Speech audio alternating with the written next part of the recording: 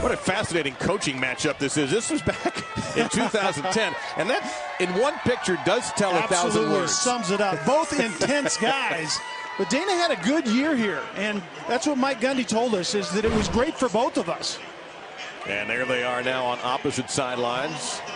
So much offensive wizardry between these coaching staffs. So many guys who were with Mike Gundy who are now with Dana Holgorsen in Morgantown. But Holgorsen was funny. We talked to him earlier in the week. He said, you know, I've spent way more time on the opposite sideline than I ever did on the home sideline here because of his history with Texas Tech, working with Mike Leach. But rest assured, there's something to prove today with Dana Holgorsen. He's installed both of these offenses, and it's kind of like looking in a mirror here today. He wants his team to perform very well coming back here to Stillwater.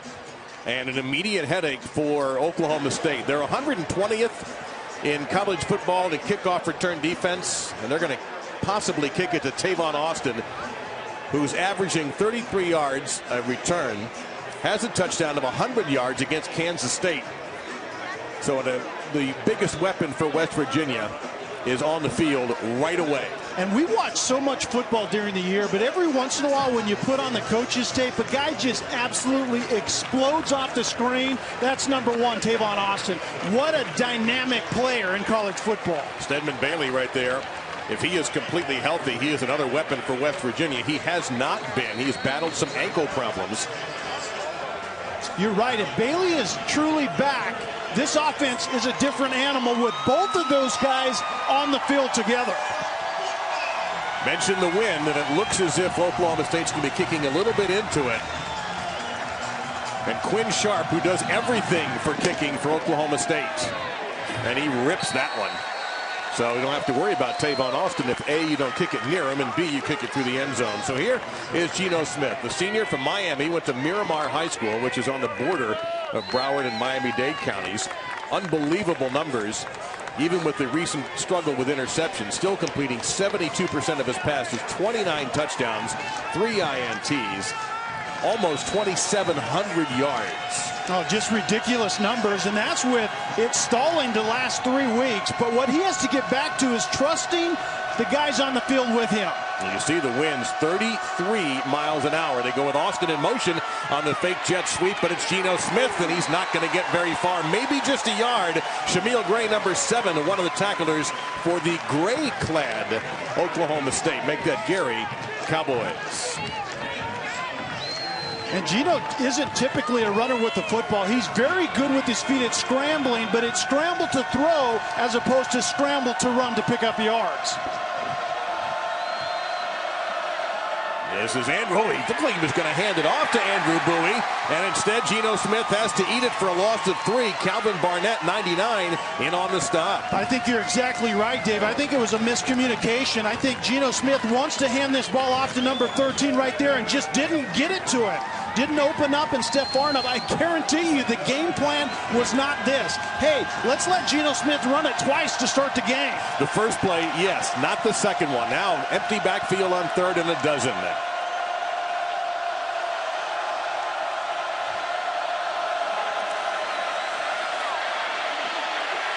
Unbelievable amount of time for Smith, middle of the field, and it's going to be incomplete. Intended for Connor Aurelia. And with West Virginia having to move around some receivers with a couple of players who are not on the team.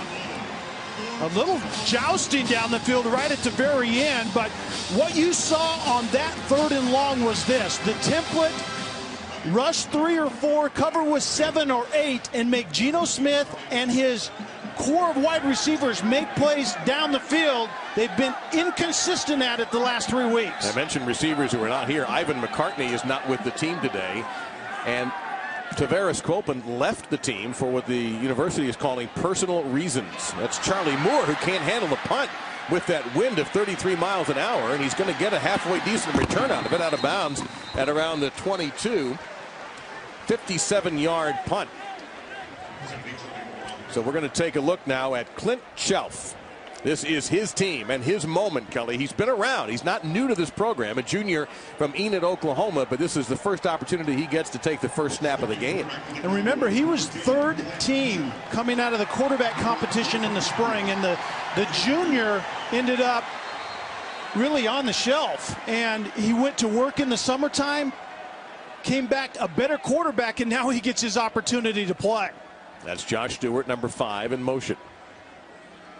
And they go to the ground right away, and you go to the top back in the Big 12, and Joseph Randall, and the junior from Wichita, Kansas, able to move the ball almost to about the 37-yard line as Cecil Level makes the stop. Very good zone blocking outside on the left side, and this is the difference between one offense and the other. Oklahoma State has a dynamic running back and therefore a running game, and West Virginia just cannot match that offensively. They run for 220 yards on average this season. Randall again.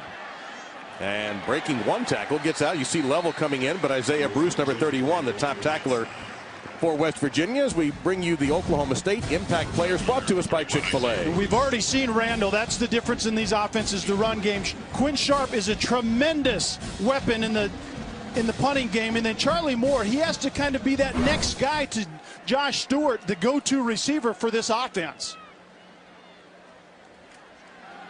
Little tunnel screen here to Stewart, and he will get the first down. Bruce in there again, number 31, and also Level, but that's the third tackle for the safety for West Virginia's defense. That's a 10-yard pickup, and we are at midfield, almost to midfield, the 49-yard line. And you already see Oklahoma State getting into that rhythm that this spread offense lives on, and they get it to their touch guy, which is Stewart. He had 56 catches coming into the day. They love to get him the ball in that screen game. With the threat of a run game, Shelf gets it out to Kai Staley, the fullback. And you don't get a lot of fullbacks catching passes these days in college. That's his 8th catch. He actually averages 18 yards a catch. And it'll be second down and 4 here for OSU. And OSU will use multiple running backs today. Sometimes they'll have 3 of them in the backfield at the same time. And they're going to run the reverse this time with Stewart. He's got room. Oh, he's got a lot of room. Gets a great block downfield. Stewart breaking in. He'll score.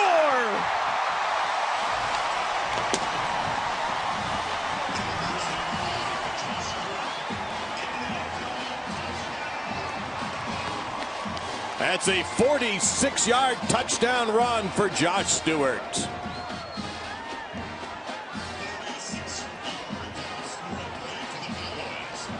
We talked about fireworks. It certainly didn't take long. And this offense is about spreading the football field and making the defense defend it. And when you miss tackles out in space, the result is someone ends up in the end zone. 5 plays, 78 yards in a minute and 35 seconds. And just like that, we've seen some immediate offense from Oklahoma State. And Kelly, they ran a little trick play. A great block down the field by Daniel Kogan right there, and Stewart takes it into the end zone early and often. The Cowboys off to a great start today. Hard end around, winds up with the first rushing touchdown for Stewart this season. And I think Dana Holgorsen realizes his defense is not going to be able to hold up. This is going to be a shootout that West Virginia's offense is going to have to keep up with. But they're not going to do anything in the kicking game with back-to-back touchbacks, as Chick-fil-A brings us our West Virginia Impact Players. Yeah, we've already talked about Austin. The more you can get number 1 the football, the better you are. And Bowie, they have to have a running game, be somewhat balanced offensively. And Carl Joseph, a really talented free safety on the back end, has to get everyone lined up right. And only a freshman. They were asking a lot of this talented player out of Orlando. There is Tavon Austin. Speaking of talented players, he's a senior out of Baltimore. Plenty of time for Smith. Middle of the field, and he just missed. Open that time was Stedman Bailey, a redshirt junior out of Miami. All right, it is 33-mile-an-hour wind, Kelly. Let's get right to it. You played the position. How do you deal with the wind when you're a QB? You know, I was watching the quarterbacks and the special team guys before the game on the field, and I didn't really see it affecting them that much. That ball seemed to be driven over the receiver's head. I put that more on Geno Smith than the wind. This time a little quicker, and there's Bailey again. Short of the first down, he gains about 7, but that is a good sign for West Virginia. If Stedman Bailey is healthy, and you talked about it at the top of the show just moments ago, that's his 60-second catch. That just makes life easier for Austin. No question, and that's exactly right. When you have 2 guys on the field that the defense has to figure out a way to defend, the better off you are offensively. And Sean Alston. So you've got Austin, number 1, and Sean Alston, number 20, now into the game at running back. He stays in the block. Smith pumps once, and that's a first down for West Virginia. Their first of the game. J.D. Woods making the grab. Well, here's what Gino did. The first 5 games really spoiled us. Unbelievable. Right here in particular. That's unreal. But I think that the last 3 games, the defensive competition went up. But also, I think the offensive line didn't play particularly well, and the playmakers down the field weren't being aggressive at attacking the football. And we're going to get a timeout called by the Cowboys. West Virginia won those first 5, then lost to Texas Tech, Kansas State, and then last week to TCU, some of the better teams in their new conference, the Big 12.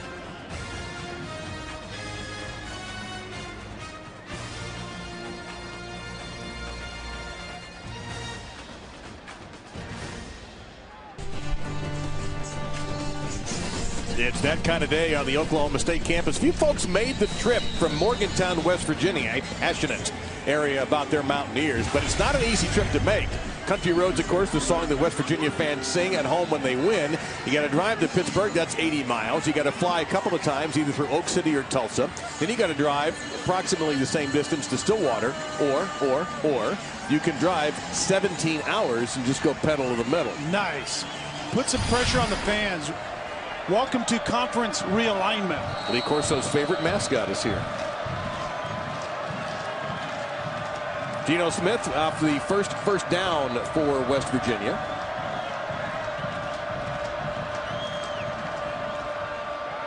The handoff to Andrew Bowie, and he disappears. Gets back to the line of scrimmage, and that's it. Calvin Barnett, a junior, who made that 75-mile drive from Tulsa on his recruiting trip, is in there on the stop, second down and 10. And you can see West Virginia right now going with a little more tempo. They try to take the starch out of this defense early.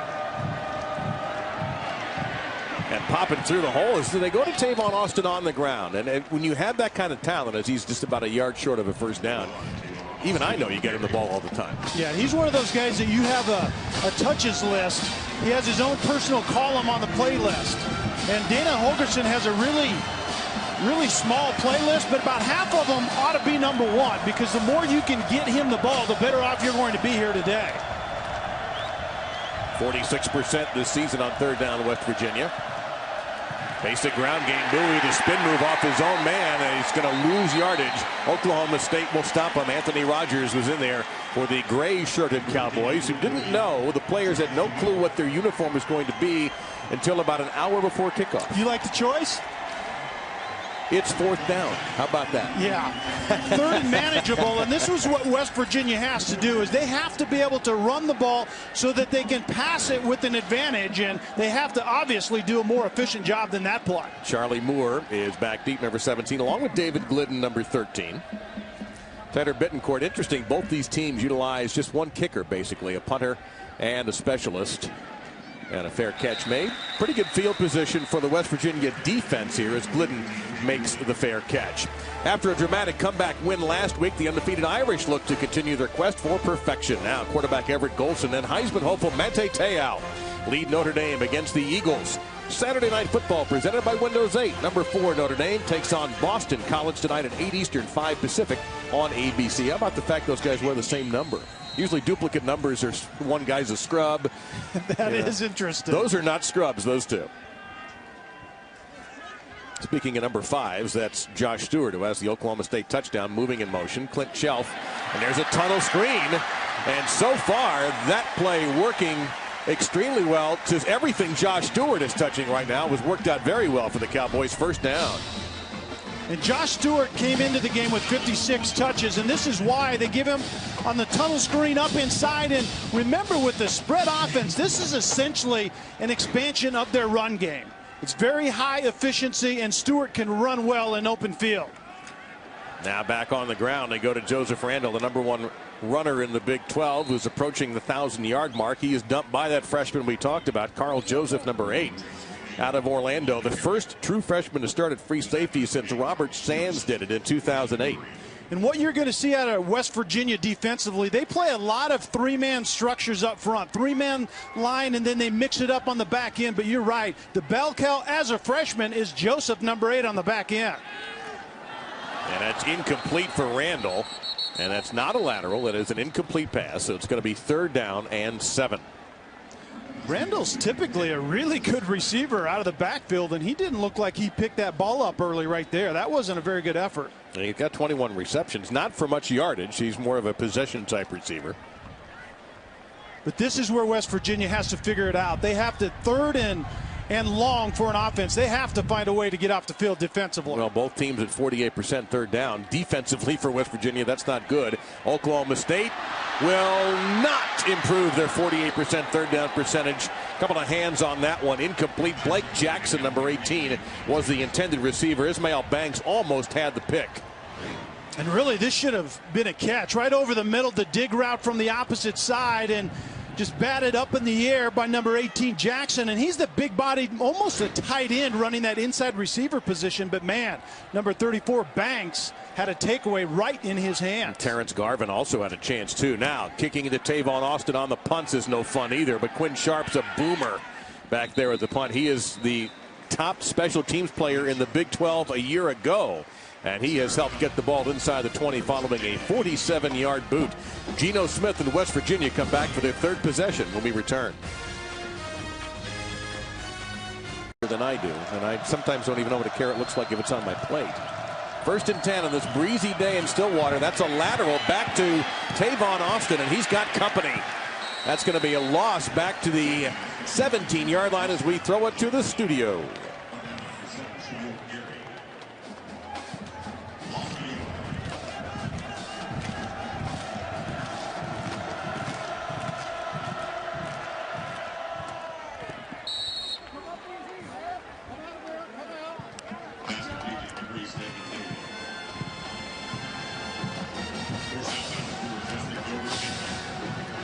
Remarkable victory for Florida. I can only imagine how nervous folks were in the Swan. 3rd down and 3 after the completion to Stedman Bailey for a gain of 8.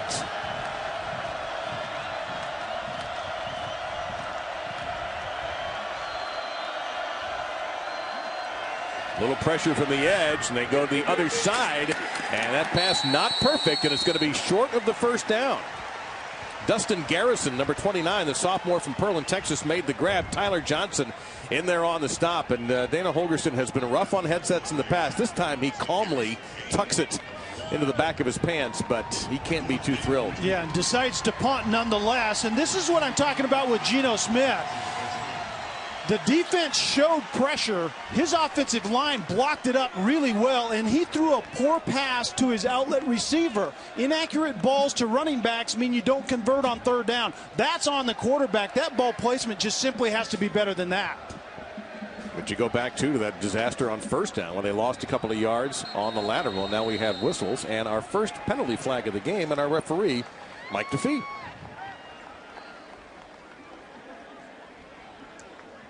Well, what defenses have forced West Virginia to do is just be more efficient and make those little plays. Delay game. Offense. 5-yard penalty. 4th down. Well, that's not being very efficient. And look at this formation here on the punt attempt. They're all over the place, and the bottom line is at the end of the day you have to cover the field and get free releases as best you can. That's a really interesting look at it.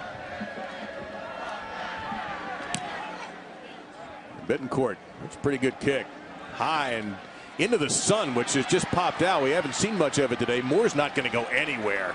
He got smothered way back at the 30-yard line. A 46-yard punt and a -2-yard return. Well, the Cleveland Browns have the weekend off, so Brandon Wheaton came by to check on his alma mater. You see what he did here. Not bad. Yeah, that was okay. That'll work. He would like to do that well at Cleveland, as would the Browns. Yeah, but Dana Holgerson obviously was here and running this same offense, and what a guy to do it with, and that's what they hope West Lunt is lofty expectations, but same type of skill set. A gunslinger, pocket passer, big arm. That's all about what Brandon Wheaton is. But Lunt not starting this game. He was cleared to play after suffering a concussion last week as the handoff goes to Randall, who busts through a hole before he's brought down again by the safety, Cecil Level.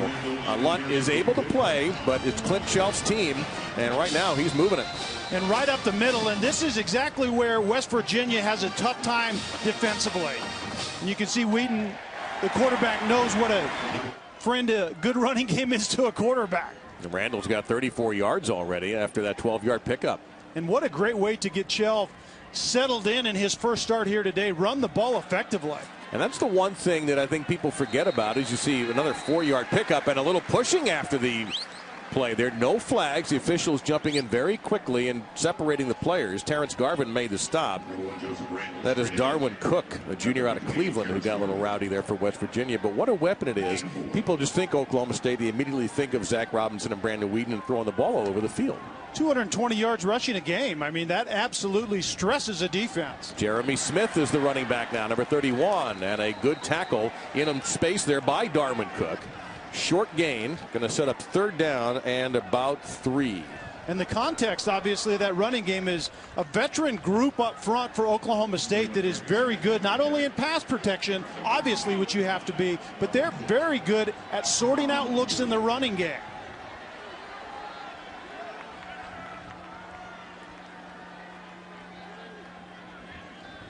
Pressure from West Virginia. Shelf hanging in there, throws, and a diving grab made at the 30-yard line by Josh Stewart. First down for the Cowboys. 18-yard pickup. You can see what Shelf is looking at. Pressure coming into his face, and then drove the ball in the corner route to Stewart.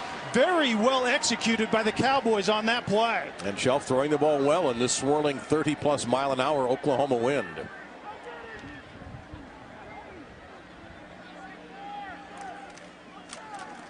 And more blocking at the point of attack and more yards for Randall. He picks up about 3 before Kyle Rose, in your picture there, number 93, a redshirt freshman from Centerville, Ohio, making the stop. His 17th tackle on the year. And what Shelf is looking at the line of scrimmage is where do we have leverage and where do we have numbers. It determines my running play and it determines my pass play. Back on the ground again, flagged down, it looked like, or that might have been a yellow towel from a West Virginia player. Level in there on the stop. That is not a flag. That's just either a shoe or something yellow that West Virginia has. So it's going to be 3rd down and a yard to go. And West Virginia defensive coordinator Joe DeForest obviously was here, so he knows this offense really well also. And he said, item number 1, we have to stop the run and then get after the quarterback. They haven't done step number 1 yet. And will they do it here? No. It's another first down. And this game plan for Oklahoma State, as Jeremy Smith picks up, looks like the old Southwest Conference. Let's just run it, man. Kidding. Not the new Big 12 where you got all these high-powered offenses. Yeah, it is really the modern version of the wishbone. Spread the field, get it to all areas of the field, and run it effectively. And right now, the Oklahoma State is getting that done. From the 19, 1st and 10, the 11th rushing play, and that's a great defensive play by Isaiah Bruce, 2nd leading tackler in the Big 12, number 1 tackler for the Mountaineers, and he flipped Jeremy Smith, 2nd and 12. And Staley, number 9, was in there, and he's supposed to cut that guy off right there, and he throws the shoe duster on Bruce, and Bruce comes in and blows it up in the backfield. But that's that big back going in, number 9, Staley, and escorting Randall up the middle, and wasn't very effective on that play. Now just a 3-man rush. Shelf going to go for the end zone. Got a touchdown! Once again, Josh Stewart. 21 yards. He was wide open. And Stewart has accounted for both the Oklahoma State touchdowns, and there's Brandon Wheaton. There you go. A little dap for his teammate. Absolutely. And Shelf in his first start knows who to get the ball to. Stewart is that guy. What a great route and a really good throw. So Stewart has scored on an end around and now on a bullet from Shelf. And it is Oklahoma State in front. Any questions about Clint Shelf being able to run this football team are being answered right now.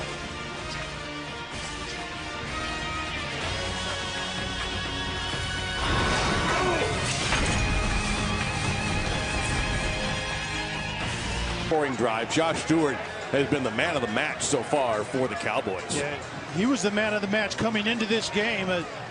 They hope that he's that next great receiver. I think he is. State. I think you're right.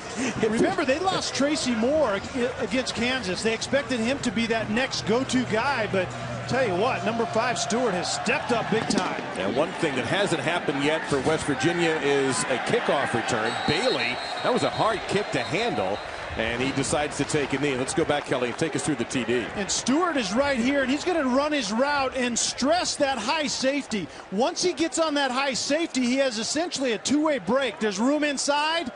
The quarterback reads it, throws a nice ball, nice route, very well executed. But if you can get free to the high safety, that safety's in a big bind. And not for nothing is the kick play for Oklahoma State, 120th, not kick play, but kick return defense, 120th in the country. Well, when you keep getting touchbacks, you don't have to worry about it against spectacular returners like what West Virginia brings. That's the way to defend that return game, no doubt about it. Geno Smith now going to have to engineer a comeback. And he goes through his procession, throws it incompletion, second down and 10. Let's go to the studio for a visit.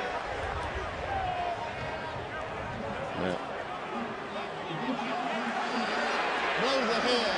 15 yards. Automatic. First down.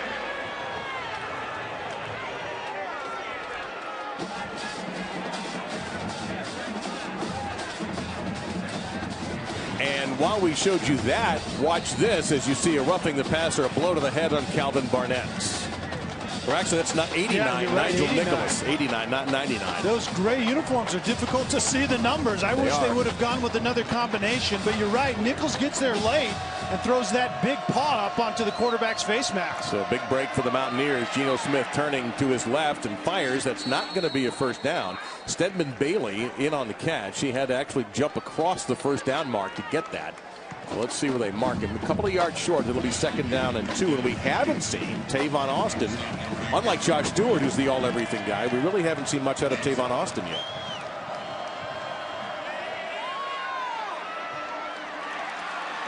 And Bailey again. And that's going to be a first down. For the first time today, the Mountaineers are in opposing territory. Broderick Brown on the stop. And this is why you haven't seen Tavon Austin. And he's getting special protection or attention off to the right. And then the dig route by Bailey opposite of Austin. And that's what this offense has lacked. Bailey's been banged up, so essentially all the attention has been on Tavon Austin the last couple of weeks. You got a good look at what a nice throw that was by Geno Smith.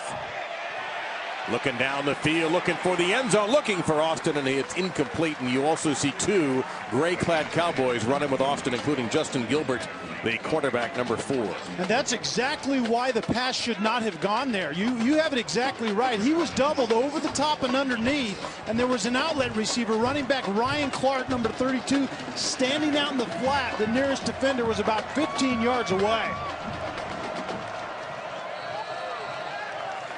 Flags. Clock start. Offense, number 77. 5-yard penalty. Second down. I think we should get a world's strongest referee contest. I think we've got Mike DeFee. Weight programs, or what are we doing here? Apparently, he found the 14,000 square foot weight room here at Oklahoma State. Hype right there. Yeah, that's Hockley-like. I mean, I didn't know that the officials had strength and conditioning programs. Right now, Ed Hockley is running to his personal gym to party for tomorrow's game. Yeah, he can't let that happen. That's impressive, though. That looks a lot like I saw you in the weight room. Yeah, I was going on today, no question. Geno Smith decides to use a blocker, and he will be forced out of bounds after running about 40 yards. Shamil Gary chased him out of bounds. Looked like he was trying to go deep down the field, and he just pulled the parachute on that one a little early. So it's going to be third down and about 7. That's a 7-yard gain. Yeah. And that's the thing. It was a maintenance type of run, a really good decision, good coverage down the field. And that's the best feat that you have as a quarterback, is when you use them appropriately like Smith did on that play. And we're going to see a timeout called here by West Virginia on 3rd down and 7. Dana Holgorsen not overly happy with something. Maybe not the right personnel, or maybe not the right formation. Or maybe all the above. He is just finding someone to lay into right now. Yeah. He's an intense man. Yeah, it works him well, though. It's gotten him some very good success in a very short period of time at West Virginia.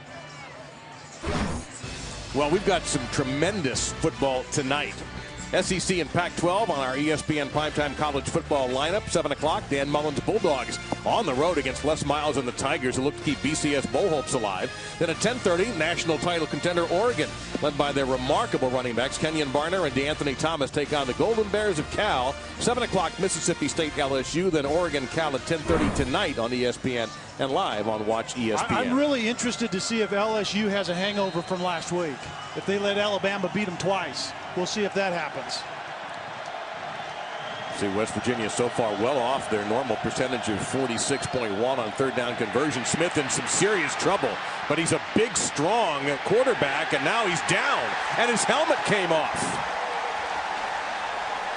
Lindell Johnson brought him down, number 27. Now, there's no penalty here. The helmet came off.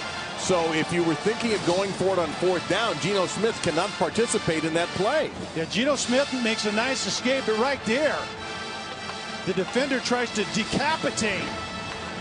Number 27, Johnson, tries to decapitate Geno Smith, but you're exactly right. He has to go out for a play, and this play will actually count as the play he has to go out for. Paul Millard is in the quarterback now, number 14, a redshirt freshman from Flower Mound, Texas, on 4th and 13.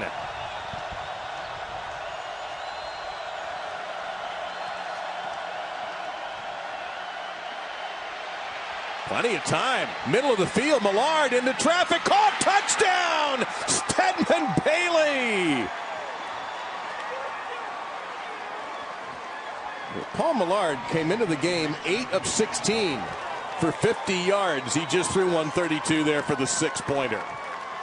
Wow, when you come into play the quarterback position in an emergency situation, you have to be fearless. And in 4th and 14 entering the red zone, Millard steps up big time, and Bailey makes a play for him at the other end as well. And they've been inconsistent, have the playmakers for West Virginia lately, at making plays down the field. That was a tremendous play all the way around. Well, West Virginia often scores quickly. They do it in just a tick over 2 minutes there. 6 plays, 75 yards. And how about Paul Millard, the redshirt freshman, with his 2nd touchdown pass of the season? And notice the lack of pressure on the quarterback, and it gives Bailey an amazing amount of time to work across the middle of the field.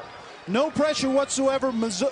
Millard finally picks up number 3, Bailey, and then throws a nice ball. And watch the time it takes Bailey to work all the way across the field, middle open, throw the ball, and give number 3 a chance. That's good job. 16 touchdown catches now, Kelly, for Stedman Bailey on the year, and 32 on his career.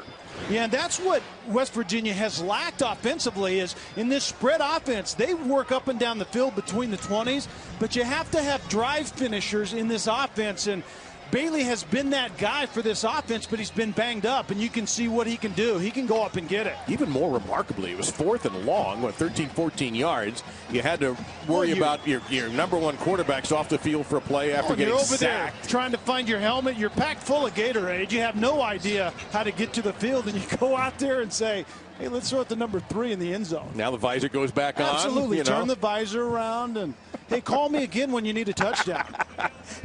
I'm 1 for 1 on 4th down this season. What's that quarterback rating, by the way? I can't calculate that. Things, 1,000. That's somebody, a lot. Yeah. I think that's definitely up there. Somebody call Trent Dilfer. He'll have it for us.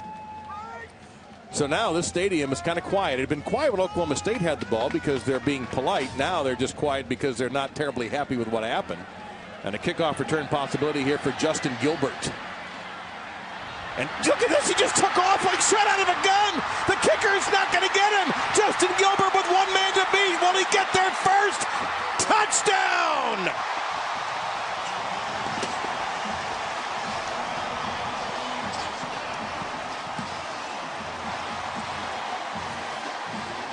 "96-yard return." Look look how slowly, I'd love to take this, as you see, he's got one man to beat after taking down the kicker. I want to see that, and he is inbounds the entire way. Good job by the officials there. I've never seen a kickoff return start so slowly. You know, it was very well blocked. It was a middle return. It was somewhat like a lead run in the run game. He had a lead blocker, and as soon as that blocker got his guy, he hit the afterburner. Wow. Well executed. And there was no one there. And he really was so patient. He looked like a veteran running back using his blockers. Watch the guys up front. Lead blocker, get a hat on a hat, and as soon as Gilbert sees that happen, and then he's just going to run by the kicker that can't even play tag football right there, and Gilbert takes it to the house. You know, he's in the end zone even if it was tagged because the kicker didn't officially get it. No, that's true. But you saw that relocating guys to the middle of the field. He had really 3 lead blockers. All of them sorted guys out. And then Gilbert had this extra gear that you could almost see it here. He hit the afterburner, and those little rubber pellets on the field that are in the turf, you could see there was like a rooster tail behind him. That was unbelievable 0 to 60 speed. And there's the kicker. And can you say answer if you're Oklahoma State? Yeah, Corey Smith dealing with little turf burn there as he was going for it. Get that covered up. The kicker, turf burn's going to slow him down a bit. Gosh. Okay, send your kicker complaints. If only you had a Twitter, if you're brave enough to have a Twitter account, people could complain to you. Touchback again, so West Virginia will take over at the 25-yard line. So now Geno Smith, I'm assuming he's coming back out. He finds his helmet. Well, there it is, right where it belongs. But everything was, you get we got the big touchdown, we got a huge break, the great play by the backup quarterback, and bam, just like that. Yeah. And the fact of the matter is, West Virginia has to understand they're in a shootout here today. They have to get their offense on track. There are opportunities down the field in the passing game, as we've seen. Geno Smith has to find them.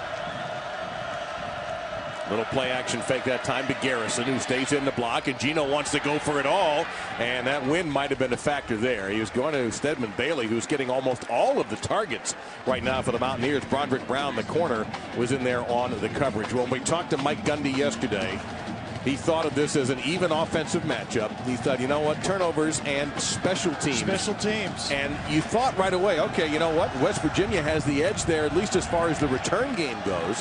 But so far, it's Oklahoma State with a big kickoff return. 2nd and 10. Out in the flat. Catch made there by Aurelia. We mentioned that West Virginia, Oklahoma State's had some injuries with their wide receivers. West Virginia is missing Ivan McCartney, who is not here, and Tavares Copeland, who left the team. So they're a little bit short as well of the receiver position. Well, they have their 2 guys, Bailey and Austin. Those guys have to get the ball, they have to get open, and they have to make plays when they have opportunities. Little pressure here from Oklahoma State. Nice, there's Austin. Good throw by Smith. That's going to be a first down. That'll temporarily stop the clock with 12 seconds to go. And you can see West Virginia is going mock speed right now. They feel they have a rhythm. They want to keep the defense on their heels. The umpire won't let him loose. Now he does, but the clock's running down to great option right there. You're going to have to wait till the end of the quarter to do it. Well, we thought we would get some points in this quarter. We didn't think we would get an incredible kickoff return, but we did. But West Virginia is on the move. This presentation of college football will continue after this message and a word from our ABC stations.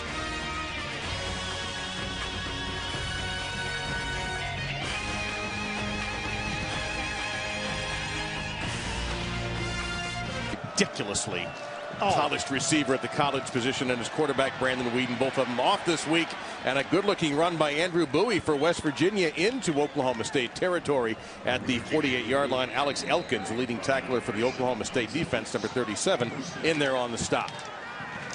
What a comfort if you're Brandon Whedon to have been able just to, I'll just throw it to him. Yeah. Jeez. Geno Smith play action, guns it across the middle, and another catch for Stedman Bailey. A gain of 8. It'll be 2nd down and 2.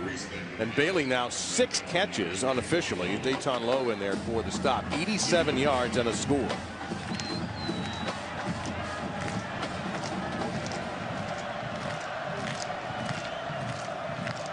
7 catches for Bailey. Well, they talked in the past several weeks that Bailey wasn't healthy as he gets the first down. If he's got a bad ankle, I want that kind of a bad ankle. He looks extremely healthy today. And so what they're doing is they're going 3 by 1 and putting Austin to one side and Bailey by himself on the opposite side. And they really like that matchup right now. 7 catches, 95 yards as he takes a break. 1st and 10 for the Mountaineers. Gino cranks a long throw, incomplete. Trying to get it out to KJ Myers, a redshirt freshman from Jacksonville. 2nd down and 10. And that's the kind of pass that Geno Smith has to hit today. Very good route by Myers and just a poor throw by Geno Smith at an open receiver. Back to the ground. This is Garrison. And he runs into a bunch of Oklahoma State defenders, but not until he gains 9. So it'll be 3rd down and a yard. Lindell Johnson, 27, among the tacklers there for Bill Young's defense. And you can see if West Virginia has a positive play, then they try to go mock speed, turn around and try to run another play immediately. The running game is looking much better on this drive than it did the first quarter, where they had 8 attempts and only 3 yards. Still plenty of time to get this off after all that communicating by Geno Smith. He'll hand it off to Dustin Garrison, and he will not make it. You see right on top of him is Elkins, 37, but also Anthony Rogers, number 94, in there to make the stop, and Caleb Levy in there, 45. 4th down. What do you do here, Kelly? I think you have to go for it. There are a lot of points that are going to be scored here today, and I think Dana Holgorsen understands that. I think you go ahead and try to pick this up and get it in the end zone. Sean Alston, number 20, is the tailback. They go jet sweep to Austin, trying to get the edge. He got the first down. Levy was in there, 45, to bring him down. They only needed 1. They got 2. Well, the thing about taking Austin to the edge is he thins the defense out to the sideline, but he can plant his foot and get upfield at any moment right there. As soon as he sees a crease, he can go ahead and plant his foot and get the first down, or continue with his speed and take it outside. It's this running game we're seeing all of a sudden. They're trying to shorten the game. Yeah, in the Big 12? No, I don't think so. Well, apparently they've caused a problem. A false start is going to be here, so on West Virginia. False start. Offense number 67. 5-yard penalty. 1st down. Left tackle Quentin Spain guilty of that. A little teeth grinding by Dana Holgorsen.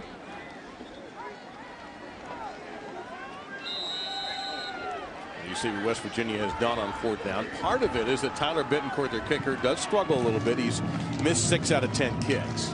But also he missed 6 out of 10 kicks. You are so kind on those kickers and punters. I don't understand where you come from sometimes. I'm trying to balance you out.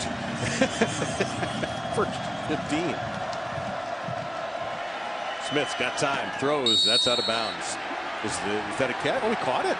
Okay. Well, there's an official a lot closer than I am. The catch was made by Aurelia. Well, there's thousands of people in this stadium that think Aurelia's feet were out of bounds before he actually possessed this football. I think they might be right. Remember, every play is being reviewed, and this one they're going to take an extra look at.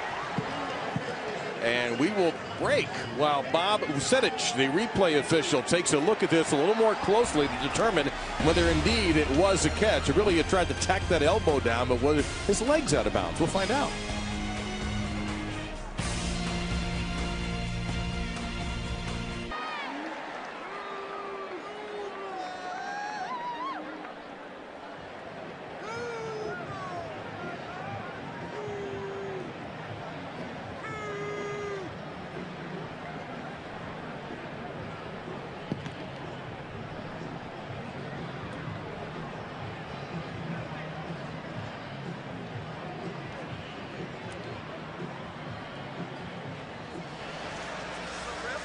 After further review, the ruling on the field stands.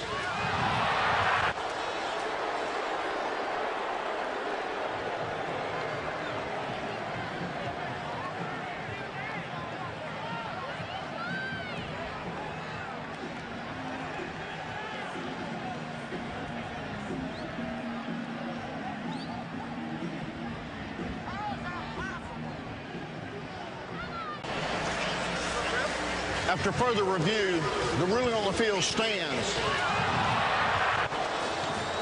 It didn't go very well in Stillwater if we take a look. And apparently the video evidence was not indisputable. Yeah, that's a good way of putting it. I think tie goes to how it's called on the field, essentially. When it stands, there isn't anything there that would allow him to overturn it, and I think rightly done. Second down and 6, Andrew Bowie. First down, and he almost got loose. He got just inside the 10. They're going to mark him down at the 7-yard line. First and goal, West Virginia, and you see how quickly the Mountaineers trying to get the play in.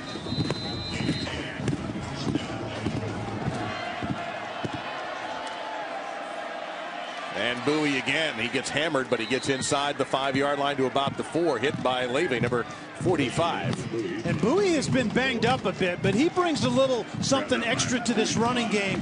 He's really the only running back I saw on tape for West Virginia that runs angry. And you can see that in his runs on this drive. Do they go to Austin here? Yes, they do. Trying to get to the edge. Oklahoma State read that well. It'll be third down and about a yard to go. You saw Calvin Barnett, 99, Tyler Johnson, number 40 in there. And Lowe as well. Anything that Tavon Austin does is going to draw attention. Yeah, no question. There actually could have been a holding out there on the edge by Ryan Clark, number 32, that I don't think it was a holding that wasn't called. But this is where spread teams sometimes have an issue, is closing out drives when they're not real comfortable running the football. They say he stepped out of bounds at the 2-yard line, so third and goal from the 2. Smith missed it.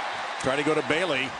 Communication issue perhaps between the two. Now, fourth down and 2. What do you do here? I think you go for it again. I think you showed your hand when you went for it on fourth down in a makeable field goal situation earlier, and they're 2-on-2 for 2 on fourth downs today. I think you go for it and try to get Bailey singled up on one side and get the ball to Austin, who's actually coming off the field right now on the other side, so that's not an issue. So that big in the backfield, though. A little surprised that Austin's off the field.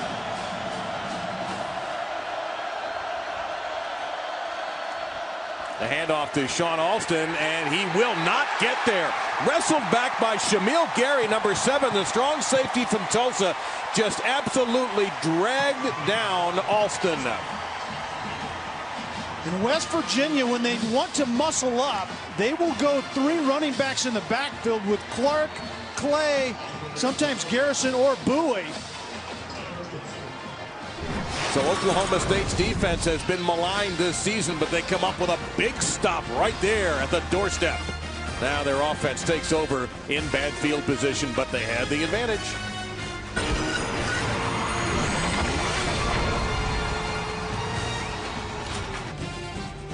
That's a beautiful setting in Stillwater, Oklahoma. There's your score and time. Along with Kelly Stauffer, I'm Dave Lamont. Delighted you could join us on a breezy day. And Justin Blackman's Oklahoma State Cowboys. All right, now why are we showing this? This question has been held from us. Former Oklahoma State wide receiver just won the Blitnikoff Award in 2010 and 2011. Who was the only other repeat winner? Wow, good one. Gotta think about that as Oklahoma State. Look out here. Forward progress to about the 1-yard line, and a helmet coming off of Josh Francis, so he will have to come out for a play.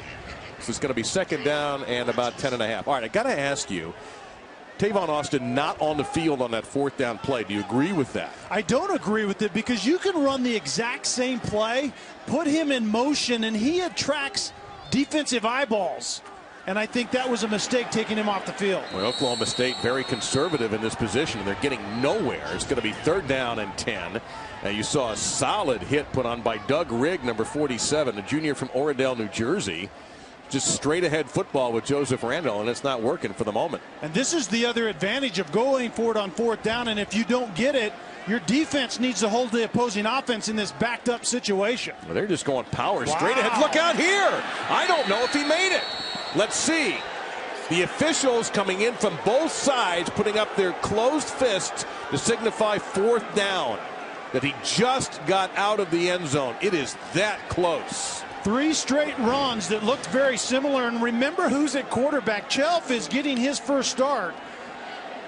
I think at the very end, he wiggles through and gets across that end zone line. But that was incredibly close. Right there, he's done. but it's the wiggle right at the end and the push. Good call by the officials. I got to tell you, that might be, and I've watched a lot of Oklahoma State football since Mike Gundy took over. That might be the most conservative series in the history of Mike Gundy's coaching. Hands down, no question about it. And I think it's indicative of having Chelf in a situation he hasn't been in a live game yet, and ultra conservative play calling. And during all of that, they had a delay of game. Of course, half the distance to the goal here. Half the distance of nothing is nothing, I think I learned in some math class along the way. And you've got to deal with the wind, too. Quinn Sharp's a great kicker. That's his view right there. And oh my goodness. Now Austin's got some room to run, though. And he is trying to set up his blockers, and he's getting some of that. Got about a 10-yard return, but that was an interesting pace on the return. A 73-yard punt by our count, and a 16-yard return. What a blast by Quinn Sharp, as if he were Bubba Watson. Tavon Austin got a nice bounce at the end and had something to do with that football. All right, let's get the answer to our Aflac trivia question. We were so busy with that exciting series. We have 3 straight runs into the middle of the line that we didn't even grab our phones to get the answer to this. Justin Blackman won the Biletnikoff in 2010 and 2011. Do you have a guess? The only other repeat winner. I have no guess at all. I was counting on you knowing this. Michael Crabtree, Texas Tech.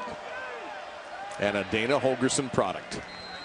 Straight ahead that time with Dustin Garrison for a couple, maybe 3 yards. 2nd down and 7 coming up. Well, the first part of going forward on 4th and short at the goal line wasn't successful, but the second part was extremely successful. They get the ball back, does West Virginia, in very good field position.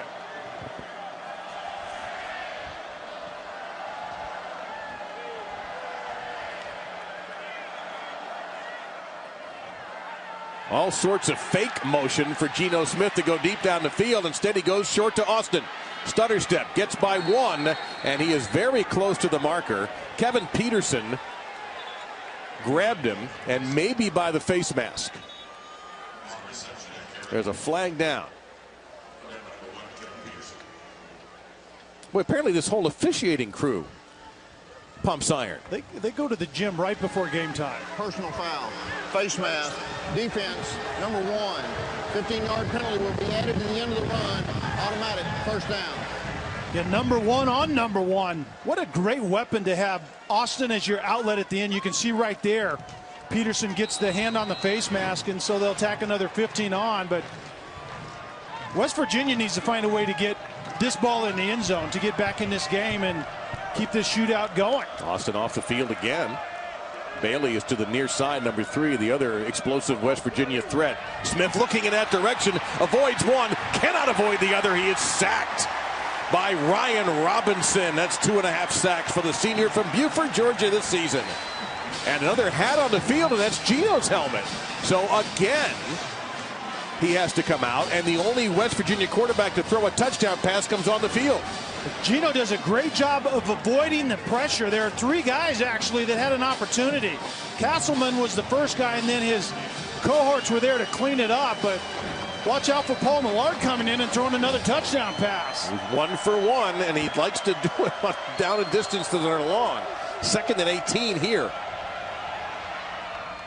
And that was almost intercepted by Zach Craig. Well, there goes the QB rating. And there's another helmet off, and this time it's a West Virginia offensive lineman, Josh Jenkins, the left guard, 77. And instead of throwing a touchdown, Millard almost throws a pick. Tavon Austin was coming across the field on a crossing route, a drag route, very shallow, and Zach Craig should have had that football. 3rd down and 18. Tavon Austin back on the field. Geno Smith back on the field for the Mountaineers.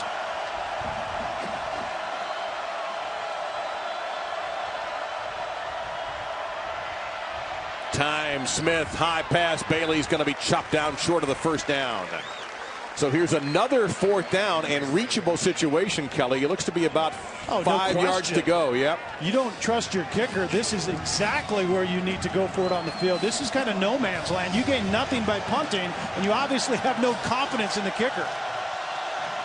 Pressure up the middle. Smith handles it. Is it going to be enough for the first down? Off the block. Austin got it.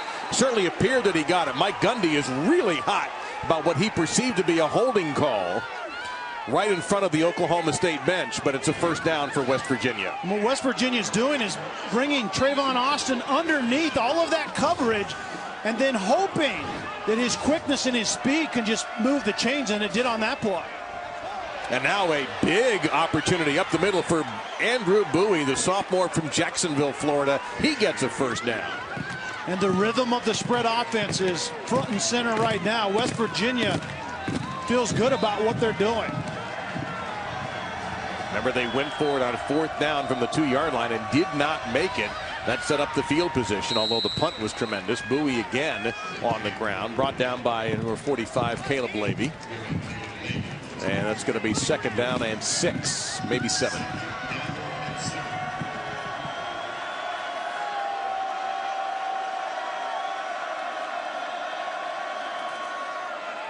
Back on the ground this time. Oklahoma State is all over Garrison. He's tackled by James Castleman, 91. That's going to be a loss back to the original line of scrimmage, to the 17, loss of 3. So here's 3rd and 10 for Dana Holgerson's offense, and he wants something done right now with one of his substitutions. And West Virginia is at their best in the run game when they're between the tackles. When they're going sideline to sideline, that isn't when they're effective. 2 out of 9, third down for the Mountaineers today. They had a 16-play drive that didn't work last time. This is the 10th play right here. You see the flag come in as Austin sprints into the end zone, but will it hold up?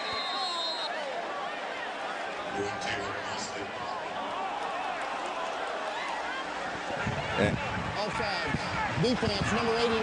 Penalties decline. Touchdown. So Austin gets his 11th touchdown reception of the season. Geno Smith, his 30th touchdown pass. And good things happen when you keep your playmakers on the field in the red zone. I mean, that's pretty self-explanatory. If you get him the football, great. Even if you don't, there's an advantage of having Trayvon Austin out there on the field. So West Virginia has run a ton of plays in this half. They are dominating time of possession, 15-50 to 8-27, but they trail in the game 21-14. Trayvon Austin finding the end zone on a 10-play, 64-yard drive in 3 minutes, 17 seconds.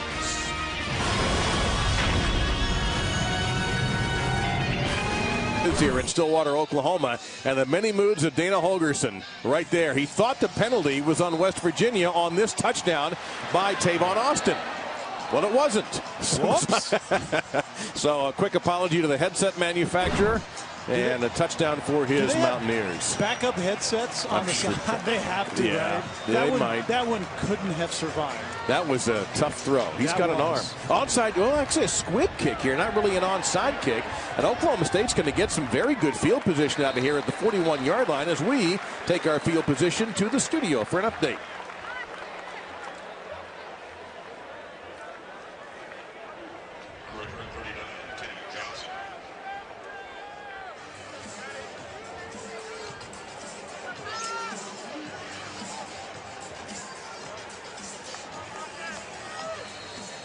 Alabama behind? How about at home? Woo. That's not going Johnny over football. Well. But don't give up on the #1 team in the country. No question. Now we'll see what Oklahoma State continues to run the football. Joseph Randall picks up a couple of yards there. Shaq Roll in there on the stop, number 90. Carl Joseph helped as well. Well, on that touchdown drive and with that pass, Geno Smith is now the all-time total yardage leader at West Virginia. And we have an injured West Virginia player in its role. Number 90. There you see just past spectacular Pat White, who had a pretty staggering career for Rich Rodriguez and the Mountaineers. Geno Smith now 30. That's amazing. Touchdown passes and just 3 interceptions on the year. And yet people are not mentioning him in the Heisman conversation anymore. When you start off with 25 touchdown passes and without any interceptions, that's just unreal. But it's what's happened the last 3 weeks. He hasn't looked all that effective, and they lose 3 games. So that's how Heisman favorites fall off the radar. Well, there you see his career numbers as a passer and a little bit as a runner. He's not a scrambling quarterback. He can move all right, but this is what he did, and this is what really started the Heisman conversation, understandably, when you do that. Those are video game type numbers. They really are, and That's why people had a hard time when the brakes went on this offense. It's like, is the world coming to an end? Those are unbelievable numbers. That's for some teams is 2 weeks. 807 total yards. Well, Tavon Austin had over 200 yards receiving in that game as well. Oh, those two were unbelievable. Bailey had 13 catches for 303. Back to the air. Shelf drops it off to the 40-yard line, and it's caught. Josh Stewart, haven't called his name in a little while. He's been the most dynamic player in the OSU attack so far. It's a first down to the West Virginia 38-yard line. And what an effective pass, because Stewart got in that void in the zone, and Pat Miller, the defensive back, was hanging out outside, so the ball placement was soft and inside, giving his receiver the cue to come back inside. Very well placed. Back to the ground, Randall. That was a big hole there, and he was slowed down by Isaiah Bruce, 31. And now a flag coming in right about at the point of the tackle, the 31-yard line.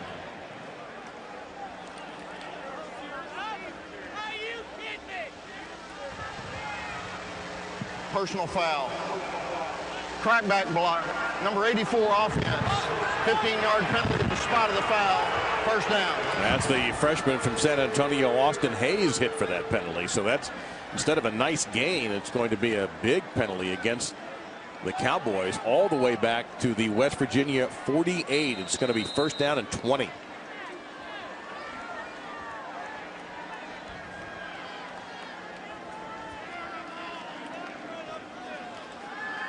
Little play action fake. Touch pass. Beauty toward the end zone. Blake Jackson. Touchdown Cowboys.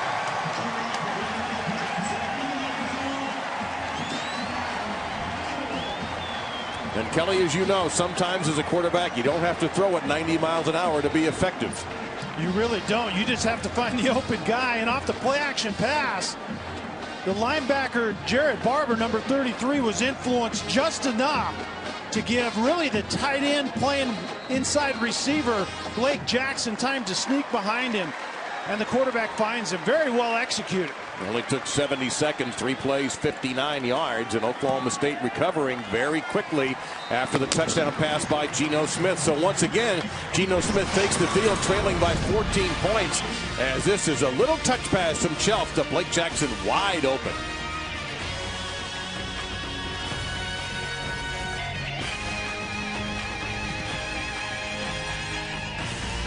Oklahoma State, 3-play drive. They've only run 24 plays. They have 21 points on offense and a kickoff return for a touchdown. West Virginia has run 44 plays in these breezy conditions here in Stillwater, but Clint Shelf in his first start for Oklahoma State, very effective. And here is a squibber trying to keep it away from Austin. Somebody better get this ball, and it is Oklahoma State's football. Can they hang on to it? Wait a minute. It's not decided yet. Teddy Johnson had a chance first, and it is Oklahoma State ball. Unbelievable. That says it all right there if you're a Mountaineer fan right now.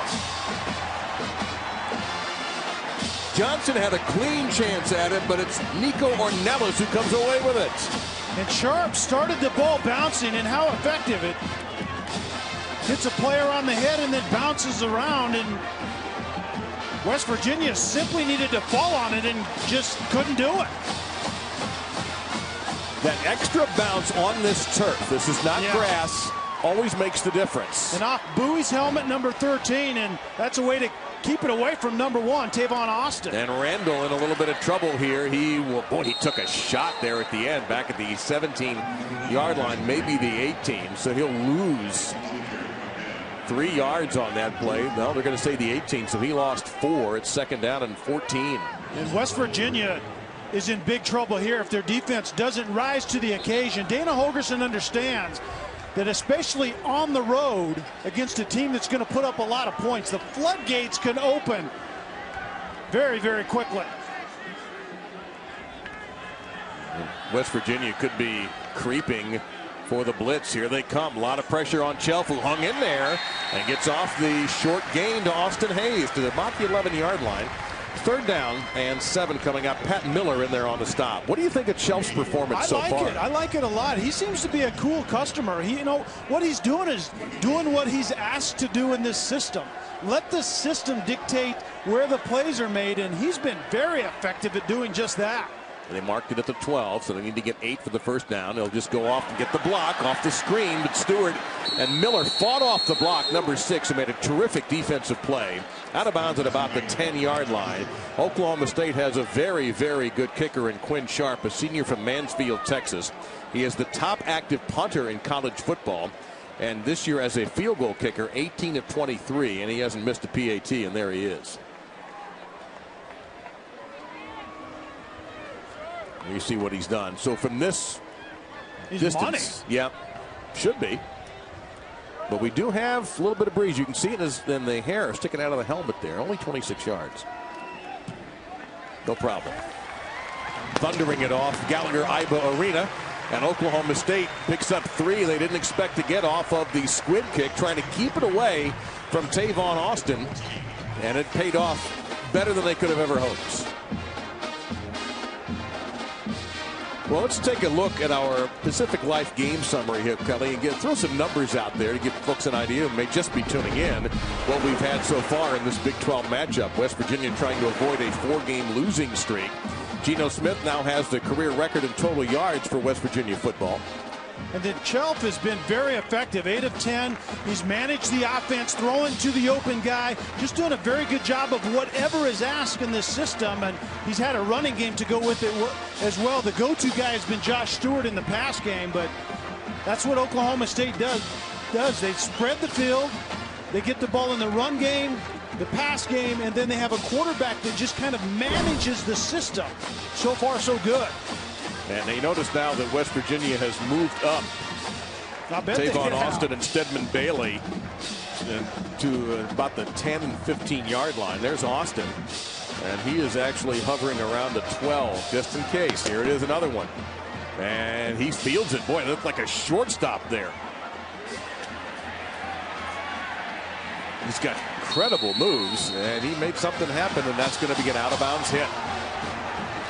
When you finish your tackle under the bench of the opposing team, you are most likely going to be hit with a penalty, and that's what happened with Ashton Lampkin there. Yeah, that's going to be a problem. And Quinn Sharp hit a line drive on that play, and that was the one that Tyler Lockett from Kansas State took 100 yards a week ago. And Tavon Austin had similar things on his mind right there. So we'll get the mark off of the penalty. It'll probably put the football near the 45-yard line. There's a long discussion about this, but he's out of bounds. There are 2 dead ball fouls on the kicking team. Personal foul, defense number 6 late hit out of bounds. Also personal foul, defense kicking team number 27. Both 15-yard penalties will be enforced. 1st down. Whoa.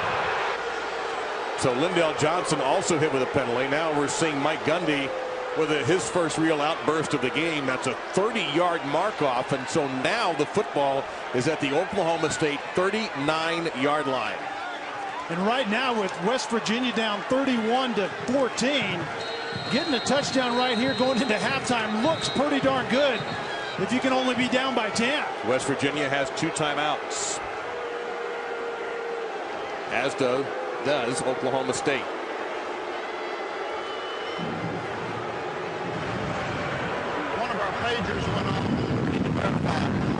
I think the wind is blowing down there on the field.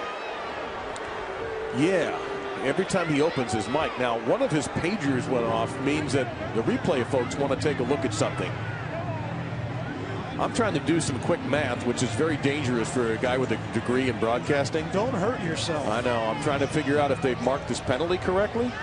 That would be the question, whether they mark the penalty yards correctly or it's a clock issue. I love this. He is trying to get the official. Malfunction. Okay. There is no review. All right. Well, there's no reason to review the penalties. You can't do that. But what was funny to me is Mike Gundy was trying to get the field judge to look at the scoreboard, and the field judge wasn't biting. Yeah. No, I'm not falling for that one. So this is the first time West Virginia has started a drive past their own 35-yard line, and they are way past the 35-yard line. They're at the 39.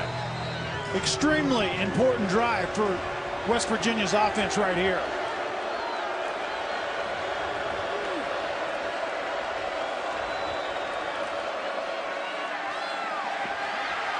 Off to the left, Gino guns it, and the catch is made. Wrestled out of bounds. Stedman Bailey was so well covered you couldn't even see it was him. Justin Gilbert was right there, but a good throw by Geno Smith, and it's a first down. To the 27, a gain of a dozen.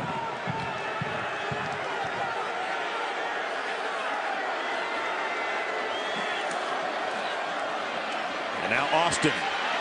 So dangerous. His lateral movement is spectacular. Ryan Simmons, 52, making the grab, the tackle, just a hair shy of the 20-yard line. It'll be second down and 3.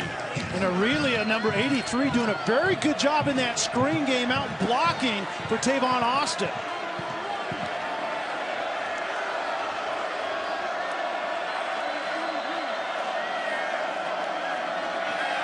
Fakes it to Bowie.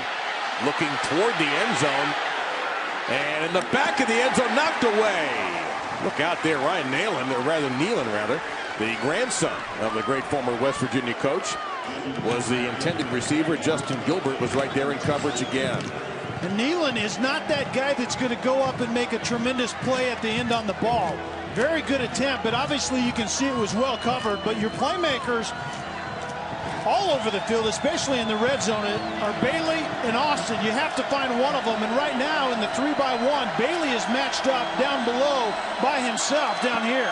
West Virginia 3 out of 10 on third downs. They're facing 3rd and 3. Smith pump once, look out, he turned right into the defender. Coming in was Zach Craig, and it's 4th down. Back to the 24, they need 7. Zach Craig, you can see coming off the bottom right there, and he wouldn't have hit the target on that blitz if there wasn't great coverage on the back end. The double clutch by Geno Smith, and it allowed the blitz to get home. First time we see Tyler Bittencourt try a field goal today. It's from 41 yards out. He's 4 out of 10, but his longest is 52. That's a good-looking kick.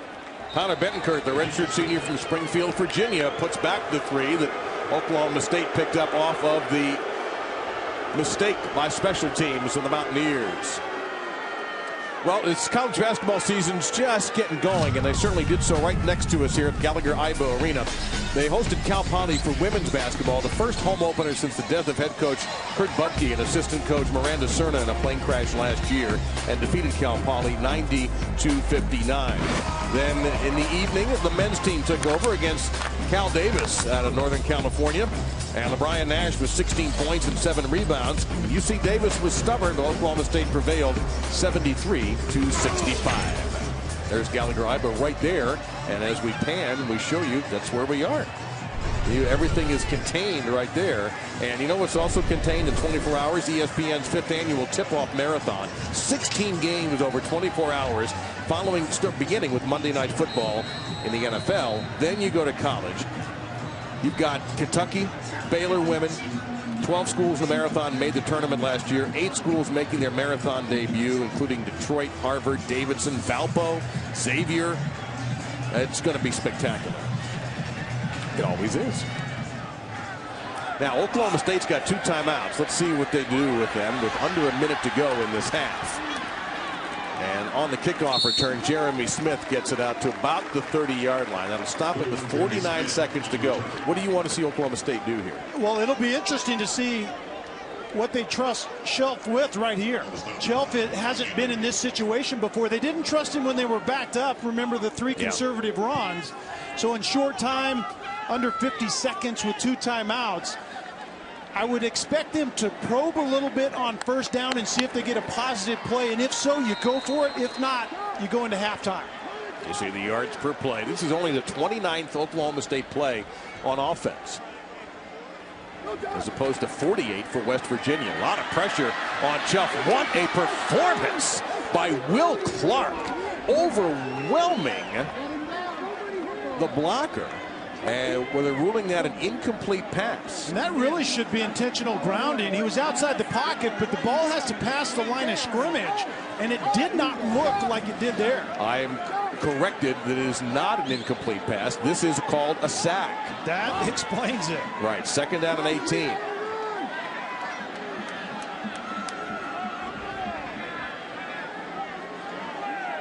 They've got to get a playoff to avoid the delay of game penalty. Then we'll get a timeout. West Virginia will take it.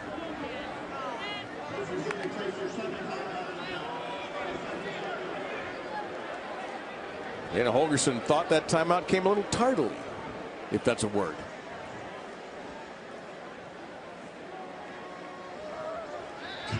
While he tries to work over his defense a little bit, Vizio brings us our BCS top 10. Florida at number 6. And I'm not sure why yet Louisiana Lafayette was punting with a couple of seconds to go. That was an amazing finish. You're right. I don't get that, but at the top, that's the score that's making noise. One down here. Yep, Louisville getting smoked at Syracuse. Yeah. Took them out behind and beat them with a big stick for about 4 quarters. FSU will move up. South Carolina, they'll be curious to see what happens with Florida with that close call against a very good Sun Belt squad in Gainesville. I'm interested in K-State having to go to TCU in Dallas tonight. That's going to be interesting. And taking a knee is the next idea here. Let's see if West Virginia will call that last time out or just take it into the locker room. And there's your answer as the clock runs down to the final second. So for Clint Shelf, his first half as a starting quarterback went pretty well.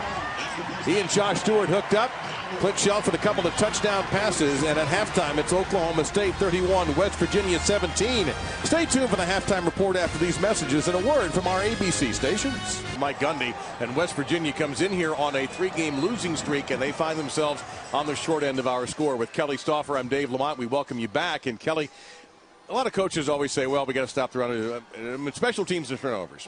Well, in this case, yes, it has mattered. Special teams has really, really mattered. It really has. When you have two offenses that seem to score points and get up and down the field, the difference maker, a lot of times, special teams and whether you turn the ball over. And Oklahoma State comes up with one of the biggest plays of the first half here, and a bit of a record setter here for Justin Gilbert. Watch him go right there. It's all over. Incredibly well blocked, and then Gilbert takes it to the house, and a big play on special teams. We actually wouldn't have been surprised if it would have been the other team doing that. Now, how about a 75-yard punt by Quinn Sharp, the reigning Big 12 Special Teams Player of the Year.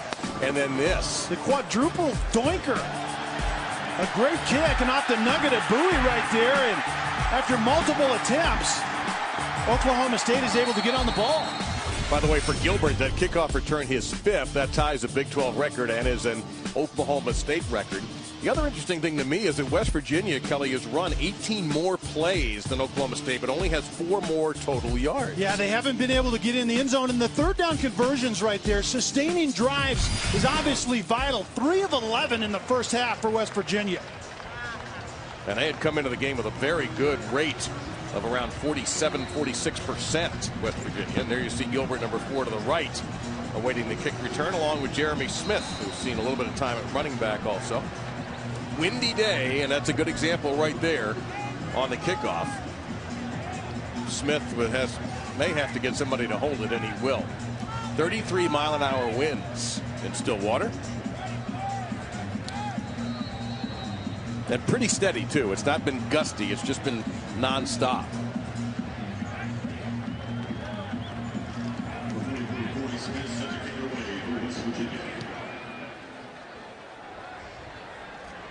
And it gives you an idea of which way the wind is blowing as here's Gilbert. And again, he sets him up. Oh, my goodness. He turned into a defender that time. It looked like we were about due for a replay as we take you through our Pacific Life game summary following that 31-yard return of the tackle by Ryan Clark. He had a huge missed opportunity right here, and West Virginia drives the ball all the way down, and that goal line stand by Oklahoma State. Outside of that, it was a game really that we expected. I mean, offenses that can score points, and one was able to cash in the red zone, and the other one wasn't. Yeah, who would have figured in this game we'd be talking about anybody making a goal line stand? No question. So excellent field position for the junior from Enid, Oklahoma, Clint Shelf, getting the start today over Wes Lunt, who was concussed last week. Didn't practice much, did Lunt, so Shelf was the safe choice, and he's played well. Straight ahead handoff for Joseph Randall for a yard before George Wright, a redshirt senior from Miami, bringing him down and see what Shelf has done so far, and he's been very, very steady. Oh, yeah, look at that. I mean, the 2 touchdown passes, very efficient. But West Virginia's defense really hasn't forced him to make significant plays in third down situations in particular. We've only had 5 third downs in the game. They've converted 2 of them. There's Randall. Takes a hit there just shy of midfield. Carl Joseph came in up high to finish him off. Josh Francis had him down by the legs. There is Joseph, a tremendous freshman talent out of Orlando, Florida. Oh, he's going to be amazing to see, Dave, in another year or two. Yep. He's going to be fun to watch, but very good run on second down to get in third and manageable. Once again, I think very important to keep Shelf in those type of situations. Third down and a couple. Don't forget, Oklahoma State runs the ball well. 220 per game. That pass is tipped and almost intercepted. And so on 3rd and 2, Francis was the one who nearly caught it. Looks like Will Clark, 98, may have gotten a hand on it. Oklahoma State goes 3 and out. Surprised they didn't run the ball there. Yeah, I think that's why you get in 3rd and short so you can run it. But a very good play. If you're not going to get to the quarterback, as 98 Will Clark was not going to do, get your hands in the passing lane, and however your defense can get off the field is a good thing. So Dana Holgerson's offense for West Virginia will get the ball back after a very high punt by Sharp inside the 15-yard line. Austin was forced to make the fair catch. Nice job. You've got a strong leg as a punter, but sometimes you got to dial it back a little bit and get it inside the 20. And sometimes for punters, that's the hard thing to do. You just don't boom it through the end zone. But defense was successful. 3 and out to start the second half. Geno Smith and this offense now needs to get off. All right, what about Geno's performance so far today? I think it was pedestrian. I think he had open receivers that he missed. But I think he missed some opportunities, especially down in the scoring zone, where this could be a different game at halftime. And he starts with some poor field position from his own 12. Play action fake to Bowie. Pressure in his face. Nice looking throw. Caught by Bailey into Oklahoma State territory. Fighting off a tackler. Still going. What leg strength. And Bailey is brought down finally inside the 15-yard line by Daquan Lowe. But wow, what power shown by Bailey. That is a 75-yard gain. Well, remember when Geno Smith overthrew Bailey in the first half? It's this exact same route. The post route coming from the left side, and this time it was incredibly well thrown, going the same direction, and then Bailey knows what to do after he gets it in his hands. So all the way down to the OSU 13-yard line. Bailey will take a breather.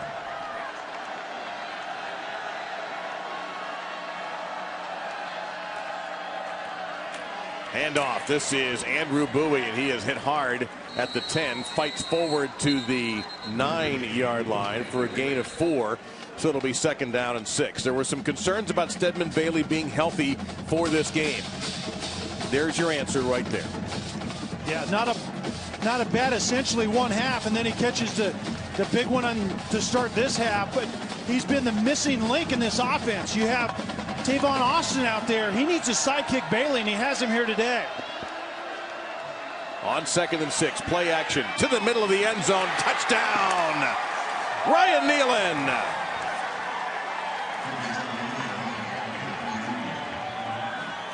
And that little knot of folks who made the trip from Morgantown and other parts of West Virginia, very, very happy with the grandson of the legendary West Virginia coach scoring.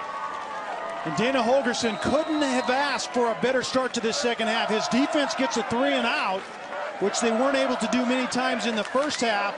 And then their offense gets the big play, and they're able to finish the drive. Well, that's kind of the offense that West Virginia showed us early in the season. 3 plays, 88 yards. Dana Holgerson's offense scores in 1 minute and 15 seconds.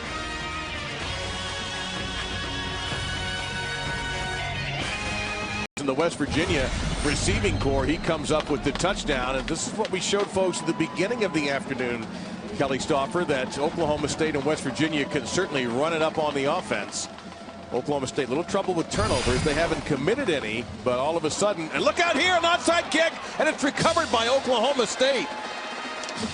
Boy, nice job by Torrance Carr, the redshirt freshman from Dallas, paying attention. And I don't think this kick was actually destined or supposed to hit him, but he's very fortunate. He reacts really well. Typically, that's anybody's ball at the end, but Carr does a nice job of locating it and getting on it, and Dana Holgorsen takes a sigh of relief. Holgorsen was the offensive coordinator here in 2010 when Oklahoma State was lighting up college football.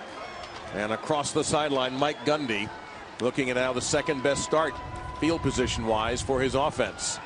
And Clint Chelf on the run out of the backfield, and he has Josh Stewart, who had a brilliant first half, scored 2 touchdowns, one on a end around, one on a pass, and it's a first down there into West Virginia territory at the 40-yard line. And Oklahoma State wants to get it going just a little bit faster as well. When these offenses in the spread system have a positive play, that's when they put the pedal to the metal and pick up the pace.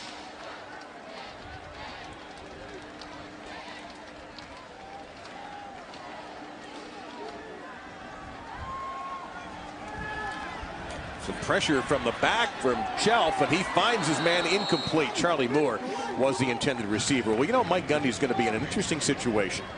J.W. Walsh, who started some games and did very well, is close to coming back from a knee injury. Wes Lunt is clear to play if they need him. And now you've got Chelf, who's going to be a senior next season. He already went through a 3-quarterback battle in the spring of this year. Yeah. He's looking at one in spring of 2013. I don't know how he's going to make that decision. I think Wes Lunt has the skill set that they like, so he probably wins out again, but you're absolutely right. Good luck with that decision. They go to Stewart. Always a good decision if you're Oklahoma State, but good job by the West Virginia defense to slow that play down and allow Terrence Garvin and Isaiah Bruce, a couple of West Virginia linebackers, to make the stop. Garvin out of Baltimore and Bruce out of Jacksonville, and Bruce is just a redshirt freshman.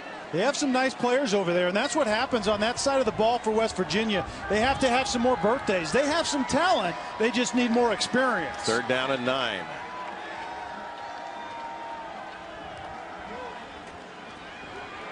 Chelf hangs in there into the pocket and overthrows, and you see Cecil Level grab his helmet. He was looking at Josh Stewart, the receiver, and might have had a chance to intercept that pass. So 4th down and 9, and suddenly the Oklahoma State offense has grown a little stale. Their last 3 drives, of course, one was right near the end of the half, so they ended up taking a knee, have yielded nothing. Yeah, and in the first half, Chelf really didn't have to throw into tight quarters in order to move the chains, and West Virginia defensively has forced him to do that so far in this second half. Quinn Sharp with an unbelievably high punt. I can't even look out there and touch him. It's a live ball. Oklahoma State has it. Unbelievable. It hit Austin. He was trying to get out of the way, and it hit him in the knees, and Oklahoma State recovers it. You can offense until the cows come home, but at the end of the day, guess what keeps showing up? Special teams, and particularly big plays on special teams. And Tavon Austin just seemed to forget his whereabouts right there. He was telling everyone to get away, and he was the only one that did not get away in the end. How many punts do you see swing that way on the bounce? That's unusual, and I think Austin probably figured it was going to go out of bounds or toward the end zone. We got a flag here, and looks like we're going to get a false start penalty on the Cowboys. Well, offense number 51, 5-yard penalty, first down. The first down and 15 there. And there really isn't any reason for him to still be in the neighborhood.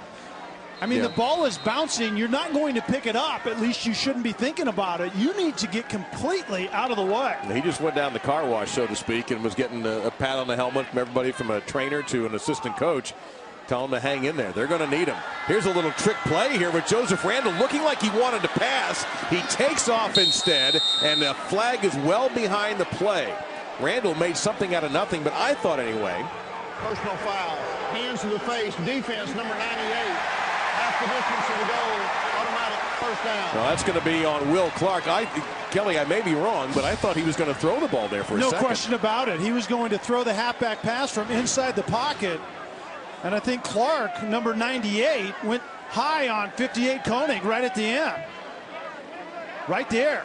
You can see it clearly. And what an unfortunate and untimely penalty if you're West Virginia. Deacon Jones is watching this game. He's not happy right now. Oh, he made a living at doing just that. A couple of head slaps later, and he gets to the quarterback. First and goal from the 6. And they go to the Wildcat, and Joseph Randall is dumped immediately by George Wright, who was a nose tackle last season, a big redshirt senior out of Miami. And George Wright, as a defensive tackle, makes a really nice fork. Boom, right there. Drop your head into the numbers, bring your hips, and it doesn't hurt if you're almost 300 pounds on a running back. That looked really good. And they bring back Clint Shelf. Quick throw, fade pattern, fighting for it, and it is caught. Touchdown! On a day when Justin Blackmon is here, Charlie Moore made a Justin Blackmon type play.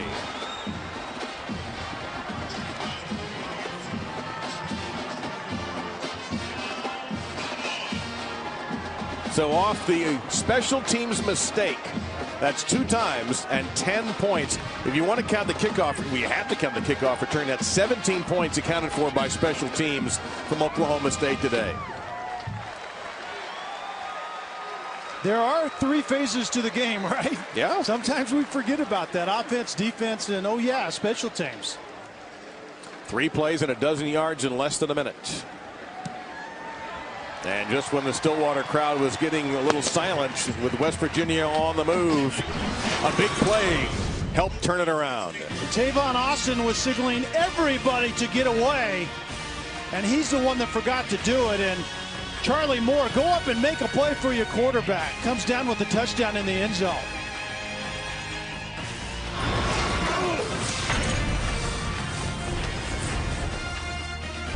You know, Kelly, you should have shown up and thrown it around a little bit before the game. Some really, really poor form on that field right there. That wasn't nice. There's a beautiful picture, and before the game, this incredibly breathtaking F-16 flyover. This Veterans Day, ESPN is working with the USO to help lift the spirits of America's troops and their families. You see the Oklahoma Air Guard right there. Give a gift to our military heroes and their families through USO Wish Book. Visit uso.org/ESPN to grant a wish today. And we certainly hope you do that. And as always, our thanks to the veterans. Wind has calmed down. It's now down to 28 miles an hour. It was 33 at kickoff. And every time there's a kickoff now, you don't know what to expect anymore. And we're going to get Stedman Bailey to take a knee, as advised by Tavon Austin. So now here comes Geno Smith, who's been punching from behind. Now we have all sorts of flags and a conflict at the 35-yard line between one player from the Cowboys and one from the Mountaineers. That's Alex Elkins getting a lecture in sportsmanship from Mike Gundy and Nick Kwiatkowski for West Virginia. They got locked up behind the play. And Dana Holgerson just got the talk to the hand from the referee.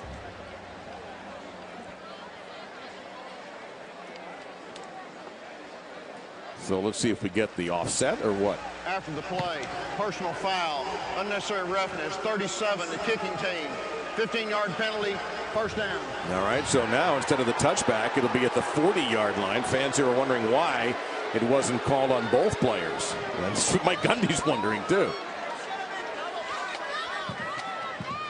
Well, Elkins is the top tackler for this team, an excellent linebacker, and he might be sitting out. Nope, is he in or is he out?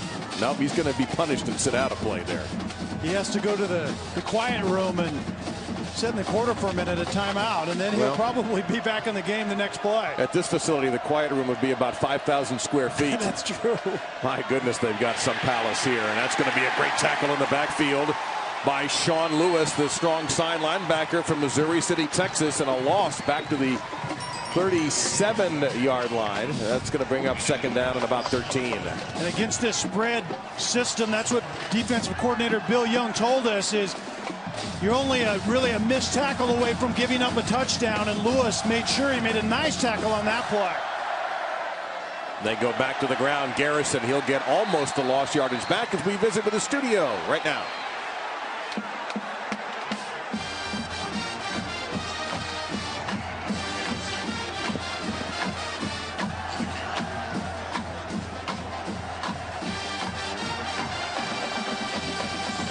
Third down and 11, and if you're noticing, it's getting a little chippy between these two teams who don't have much of a history of playing each other, But you do have history along the sidelines for both teams. 3rd and 11. West Virginia's 3 of 11 on 3rd down.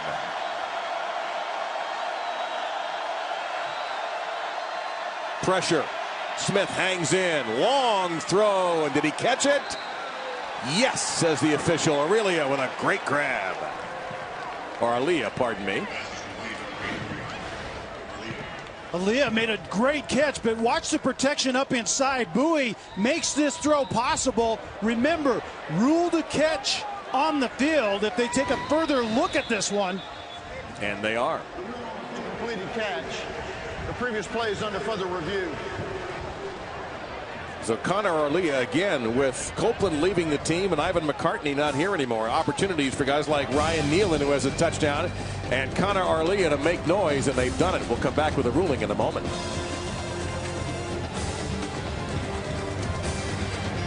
And what a catch this is. Watch this. It wasn't even close. As I think most savvy football fans know, when you hear confirmed, that means the replay official agreed with the call in the field 100%. Dave Lamont, Kelly Stauffer here at Boone Pickens Stadium in Stillwater, Oklahoma. Big 12 matchup. West Virginia 2-3 in their first year in the Big 12. They've lost 3 in a row. Oklahoma State, both these teams fighting for bowl eligibility. Geno Smith, long throw. And it is a nice catch made by Tavon Austin, short of the first down. West Virginia is doing a very good job right now of protecting Geno Smith, and it's allowing for these longer routes to develop downfield. And Bowie on that last third down conversion had a tremendous block and a blitz off the edge. Austin 7 catches, 49 yards, 2nd down and 4. Out on the flat, it's J.D. Woods, breaks a tackle, gets a first down, breaks another tackle, and he's going to be down at the 20-yard line. He was finally brought down by Tyler Johnson. A good run by Woods, and he ran through some weak tackles. J.D. Woods is kind of the third of the 3 amigos, and he gets this quick screen, makes a guy miss, and then it's the yards after catch that are so important in the spread system, and you can see it working well for West Virginia right there. 22-yard pickup. Smith with a fake. Again out on the flat. This time it's Stedman Bailey, and he'll run right down the sideline. Looks like he has the first down as Shamil Gary was able to knock him down. Justin Gilbert had the first look but could not contain Bailey, who now has 11 catches for 206 yards. Defensive coordinator Bill Young told us yesterday they still lack confidence in their corners outside, and right now that's exactly where West Virginia is getting to. Bailey now over 1,000 receiving yards for the season. Straight up the gut is Andrew Bowie, and he ran into Caleb Levy, who's played a whale of a game at linebacker, number 45 from Oklahoma State, a junior from Salina, Texas, and kept that from being a big play. 2nd and goal from about the 7. There's Bill Young, the defensive coordinator for Oklahoma State. There is Austin off the jet sweep, off the edge, moving laterally, face mask clearly around the goal line. And there's also a flag at the 5 behind the play. And that's definitely going to be a holding. Quentin Spain, number 67, out on the edge, absolutely locked up the defensive end. Offense, number 67, 10-yard penalty, 2nd down. So that's going to back it up to 2nd and goal and very long, but show the hold. Then I think there's a face mask at the end, Kelly. Yeah, the hold is right there out on the edge. Just when the pressure starts to go outside, you can see Spain grabs him, and then at the end, face mask absolutely at the end of that play. But only 1 flag counted, and that's not reviewable if you're wondering. So it's 2nd and goal from the 17-yard line. That's a pretty egregious face mask to miss. That's interesting.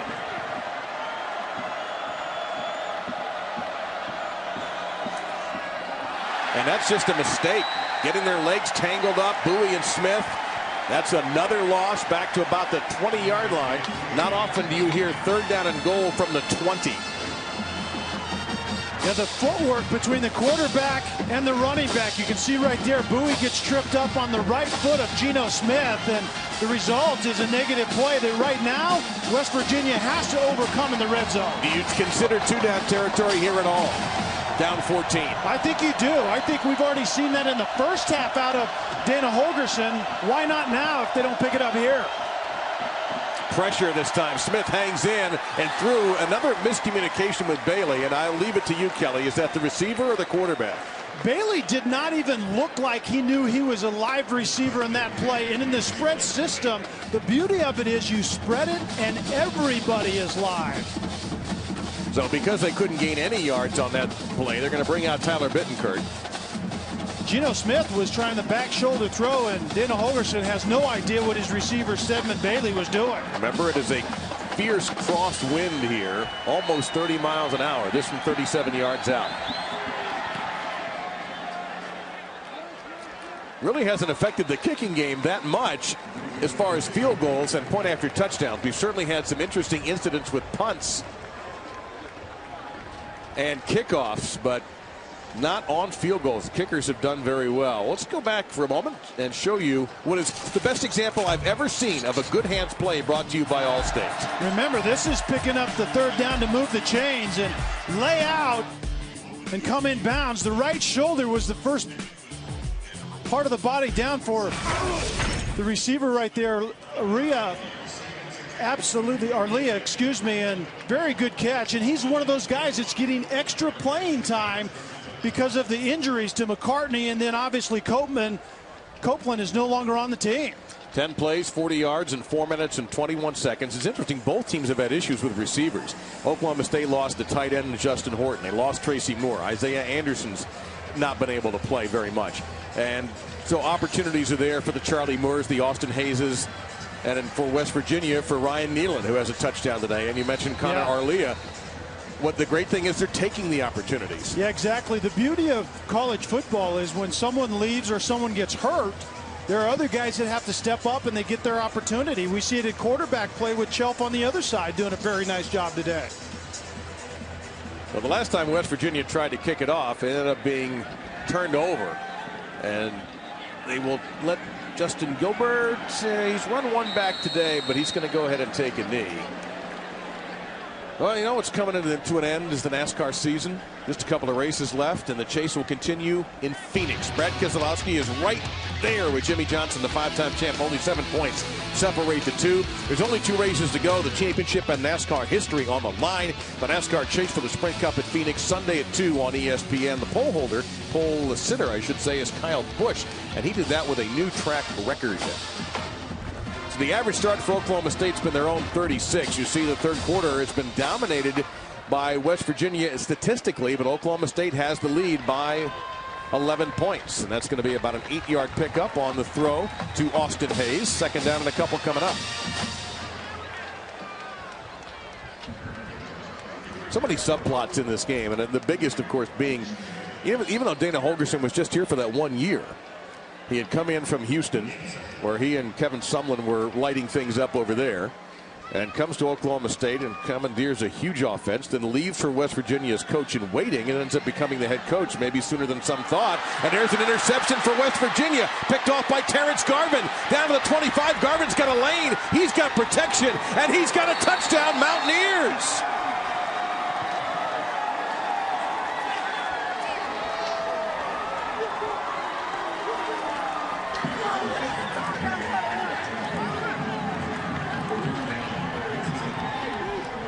And that face and that look says it all right there. A 42-yard interception return. There's Dana Holgerson. And some of the folks here in Stillwater, that's the Shelf got that pass a little too high.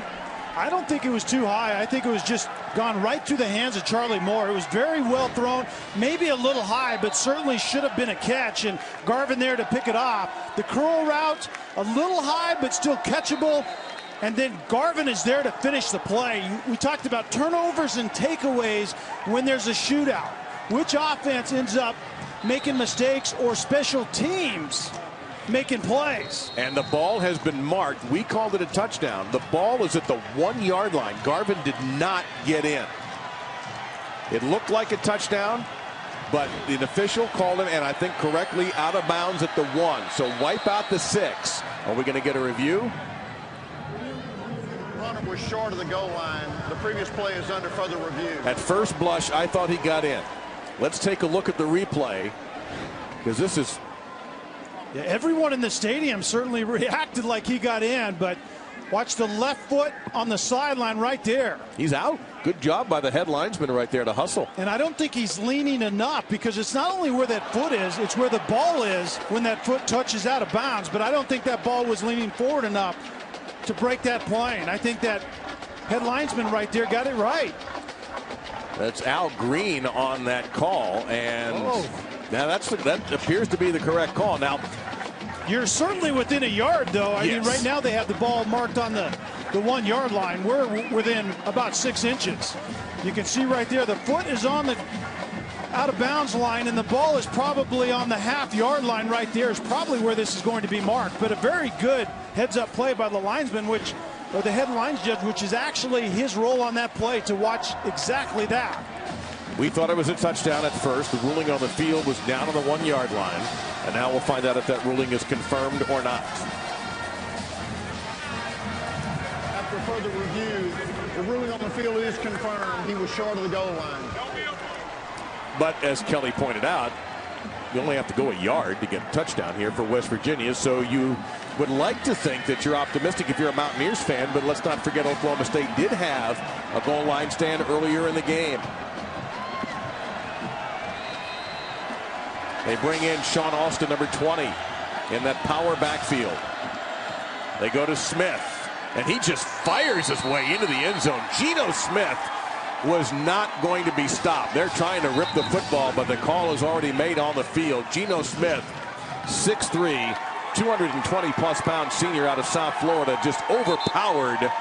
And he better be careful he doesn't get a taunting flag, even though he's just facing that knot of West Virginia fans. Now, do you go for 2 here?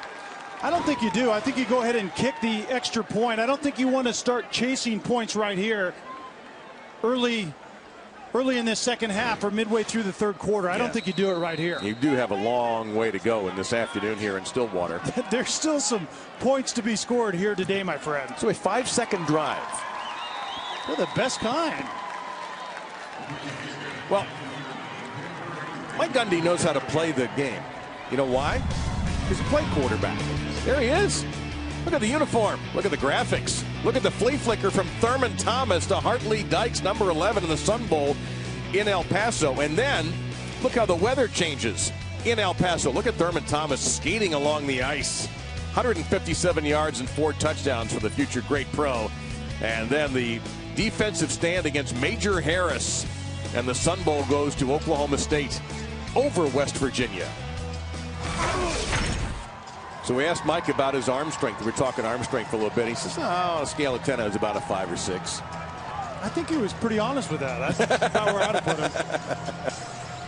Now, this is one of the tasks of a head coach, I think, when things start to wobble a little bit, is you've got to show the right attitude on the field and on the sidelines to remotivate your team. Yeah, and don't blink because of the role that special teams have obviously played here today. But it's the shootout. It's kind of balanced back to where we thought it would be, kind of a back and forth shootout, and who has the ball last.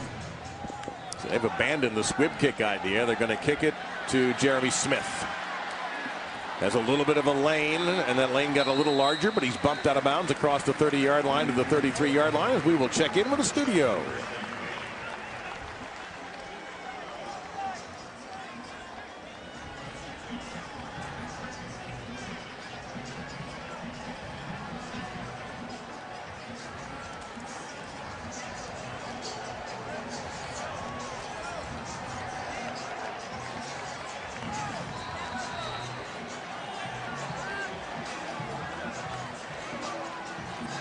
That's something.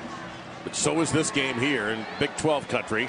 Dumped off to the fullback, Jeremy Seaton, a redshirt freshman from Cashion, Oklahoma. That's his first stat of the season. Isaiah Bruce brought him down. That's going to be a gain of 4, so it'll be 2nd down and 6. And Seaton really used as more of a tight end or H-back on that play. Just a quick play action to try to get Shelf settled in a little bit on this drive. Under 5 minutes, Shelf coming off of his first interception, his first serious mistake of the game. They go back to the ground game of Randall, and he gets the first down. What a patient runner. Wright brings him down. Well, Oklahoma State has only run in this half 12 plays prior to those two, so they need to slow this thing down a bit. And watch how Randall gets his own here.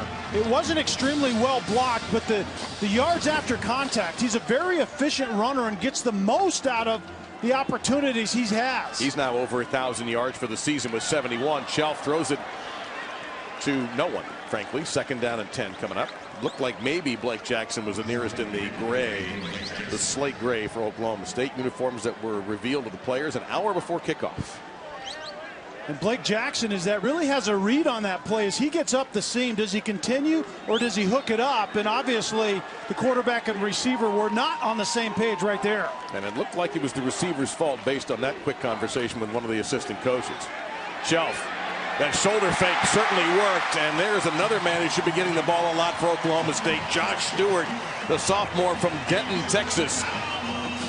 He's had a wonderful game for the Cowboys. That's a gain of 26 and a 1st down. Yeah, and when you need a spark, you need to find number 5, Josh Stewart. You can see right there, Chelf does a nice job of starting to one side and then find Stewart up the seam on the opposite side. Stewart now 9 catches, 121 yards and a touchdown, and we have whistles. West Virginia takes their first time out of the half. 30 seconds in. So it's a short timeout. Stewart also has a 46-yard touchdown run in the first half for Oklahoma State. So he's had almost 170 total yards. Well, we thought, Kelly, that it was going to be this kind of game. A lot of points. Weather's good enough. We got wind. We don't really have any conditions that are that negative. What have you taken away so far? What do you think might happen as we get ready for the 4th quarter? Well, what's been interesting in this second half, West Virginia's defense has been successful at forcing Chelf to make some plays in critical situations. And they've been successful with that. But at the end of the day, this is going to come down to what the offenses can do. Can Geno Smith get back out there and make plays down the field? Would you consider this maybe a little bit more conservative approach for Oklahoma State, given that Randall is such a good running back?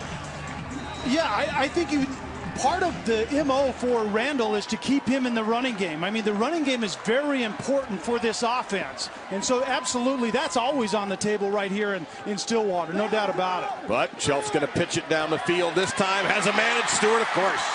Inside the 15, down to the 12. Cecil Level, the safety, came over, but Stewart now has 10 catches. Yeah, and he's the igniter, the fire starter, number 5 is. And coming from the slot and running the corner, very well thrown. And Stewart's just an impeccable route runner. And a quarterback like Chelf throws a nice ball to that corner route like he did on that play. He is only a sophomore, is Josh Stewart. Now they go back to the ground with Randall, and he won't get anywhere. Maybe even a loss of a yard that time. Is in the middle of the defense. Shaq Roll, who's back in the game, number 90, had missed a few plays with an injury. He's able to make the stop. So Will Clark was there as well. He has played very well. Here you see Stewart so far today, so that's almost 100. Yeah, it is 185 total yards for Josh Stewart.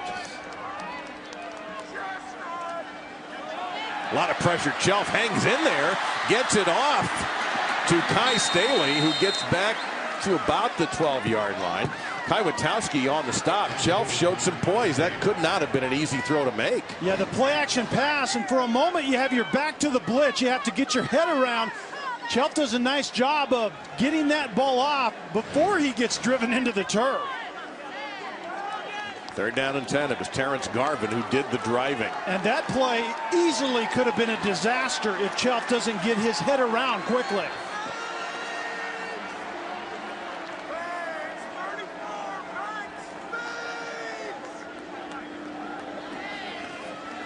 Pressure from Kwiatkowski. Chelf stepped away from it. Now he's going to keep it, and he is not a running quarterback. Plus, he had quite a bit of company with George Wright, number 99, stride for stride. So with an excellent field goal kicker that Oklahoma State has in Quinn Sharp, might as well bring him out there and go for the 3. See, I think that's exactly right. What you just talked about, that's a great decision by a quarterback in Chelf that hasn't been in this situation very often.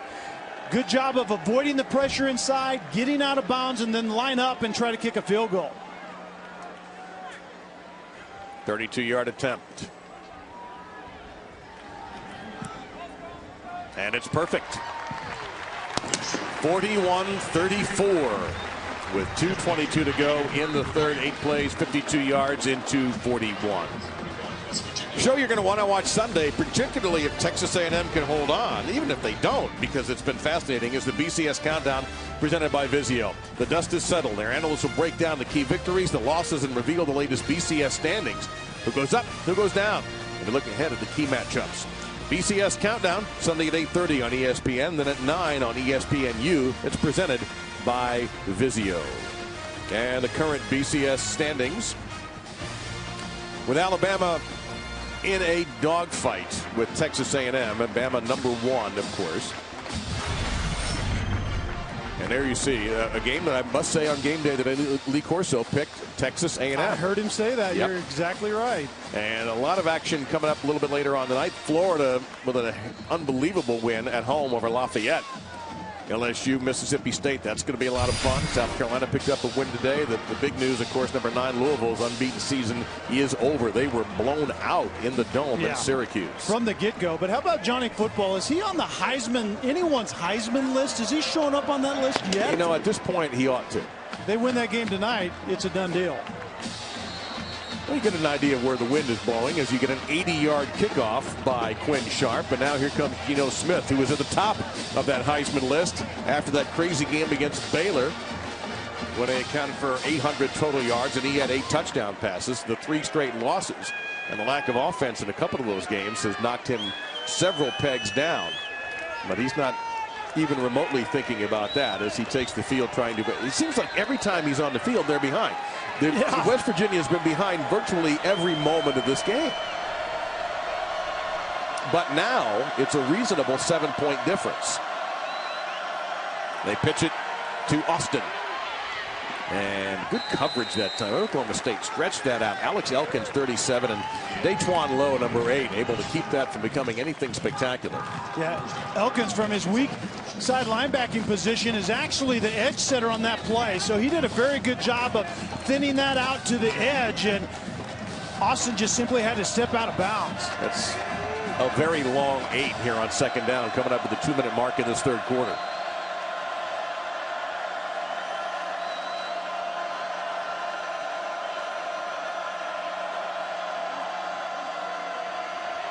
Pressure in Geno Smith's face. He gets it off. Nice catch there by Woods. He's very close to the 1st down. Looks like he might have it. Elkins there on the stop. Excuse me. That's the kind of throw that Geno needs to make just a little bit earlier. Woods probably has more running room if that ball comes out in a little more timely fashion than it did right there. They do get the 1st down.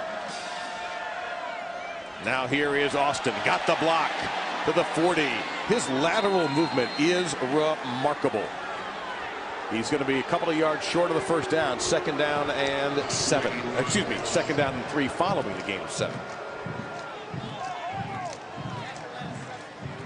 I haven't seen too many guys this season who can move sideways and be devastating like Austin. A lot of times guys run sideways and they take themselves out of the play.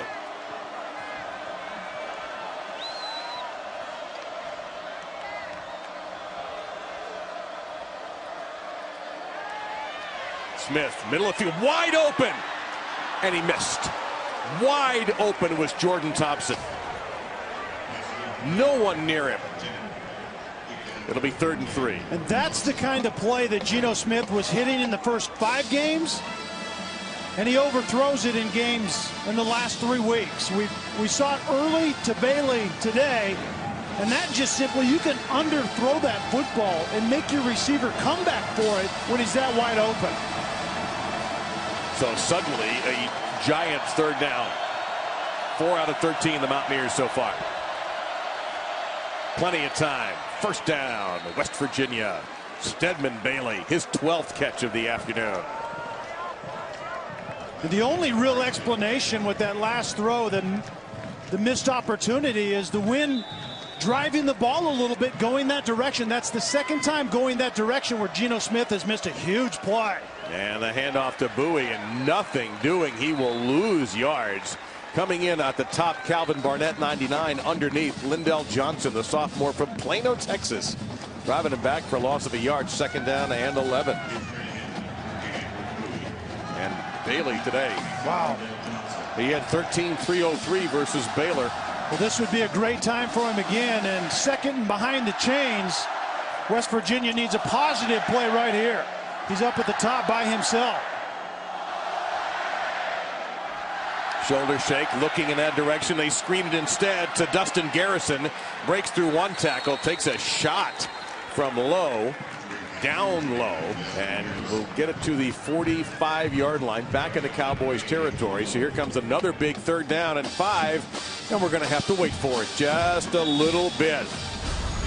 41-34, just what you want in your Big 12 shootout. This presentation of college football will continue after this message and a word from our ABC stations. Fourth quarter, the NCAA active leader in most receptions with 259 coming in.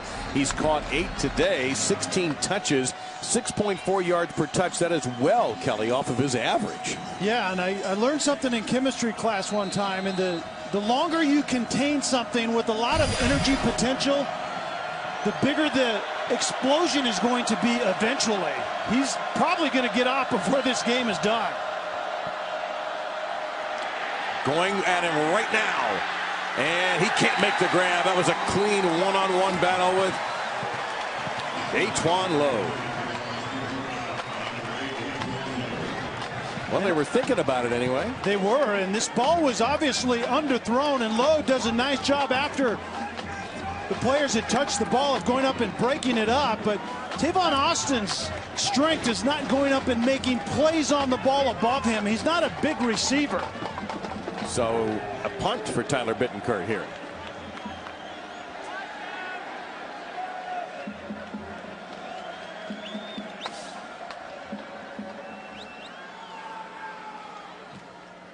And the idea, of course, to tuck it inside the 20-yard line, and he did. What a punt by Bittencourt. Can they play? They can't do it. It went in the end zone. They had a cone of players. They had 6 players around that football, and it was not downed at the 1-yard line. Instead, it'll be at the 20-yard line. And Kyron, the true freshman right there, has every chance in the world to get that ball. This is number 1, number 2, number 3, number 4, all had opportunities to make this a huge play. Another special team snafu by one of the teams playing here today. I mean, it's been multiple opportunities to make plays in special teams. So Clint Shelf and the Cowboys. Oklahoma State has certainly won the special teams battle today. Really the difference in the game at the moment is a kickoff return for a touchdown. They're going to get a first down here, though, is Shelf able to block it off to Josh Stewart, or throw it off, I should say, to Josh Stewart, who continues to have a gigantic game. He now has 199 total yards. He picks up 13 there. And some of those plays on special teams, I mean, harken back to Tavon Austin's snafu. I mean, those are unbelievable. Now, Austin got hit with a punt. He was trying to tell everybody to get away, and Oklahoma State wound up with a short drive and some free points. They've had 10 points off of 2 West Virginia big turnovers, and there's an incompletion. It'll be 2nd down and 10. That's the one area of the game where Tavon Austin has not had the impact that he's capable of, has been the kicking game today, the return game, against a team ranked 120th in kickoff return defense. Yeah, and against a team that gave up 240 return yards against Kansas State a few days ago. So there were opportunities today that West Virginia just simply hasn't taken advantage of. Still pitching it around the field. Screen pass set up. This is Randall. Excellent after the catch. He's right at the marker. Interested to see if they're going to give him the first down or not. It's either going to be 3rd and very short or 1st and 10. Pat Miller on the stop. It's going to be 3rd and short. 3rd and not even a yard. We haven't seen a lot of screens to the running backs today, but a couple of times they've been extremely effective, like it was on this play.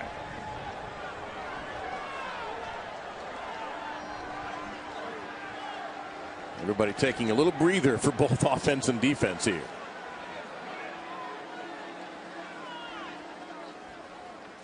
Randall. First down for Oklahoma State. Kelly, dictate the anatomy of a screen. Well, typically you have some type of look this way when the screen is setting up on the backside. There's a little misdirection to create angles for the guys up front. But this offensive lineman getting down the field right there, and Brandon Webb, 51. This is the, look at that block. That's a big man getting downfield, being an athlete. that springs that play. Very well disguised and very well executed. 18th Oklahoma State first down. Down the sideline. What a catch over the shoulder made by Austin Hayes. What a lovely throw by Clint Shelf. First down all the way down into West Virginia territory at around the 20-yard line. A great throw and a great catch will almost always beat very good coverage by Pat Miller right there on that play, but Hayes didn't give any indication the ball was getting there, and it was thrown perfectly into the front shirt pocket. How about Shelf? 20 of 28, 272, 3 touchdowns and a pick, and that should have been caught. Second down and 10. In and out of the hands of Isaiah Anderson, who's been battling injuries this season. But you see how Shelf gets the ball out on time. When an outlet receiver is setting out there, he doesn't make him wait. That's something that Geno Smith was doing early in the year, but hasn't been doing consistently well in his last 4 games, really.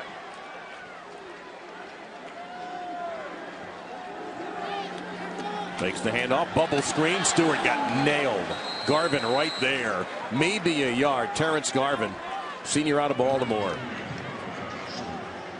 So we'll call it third down at about 9.5.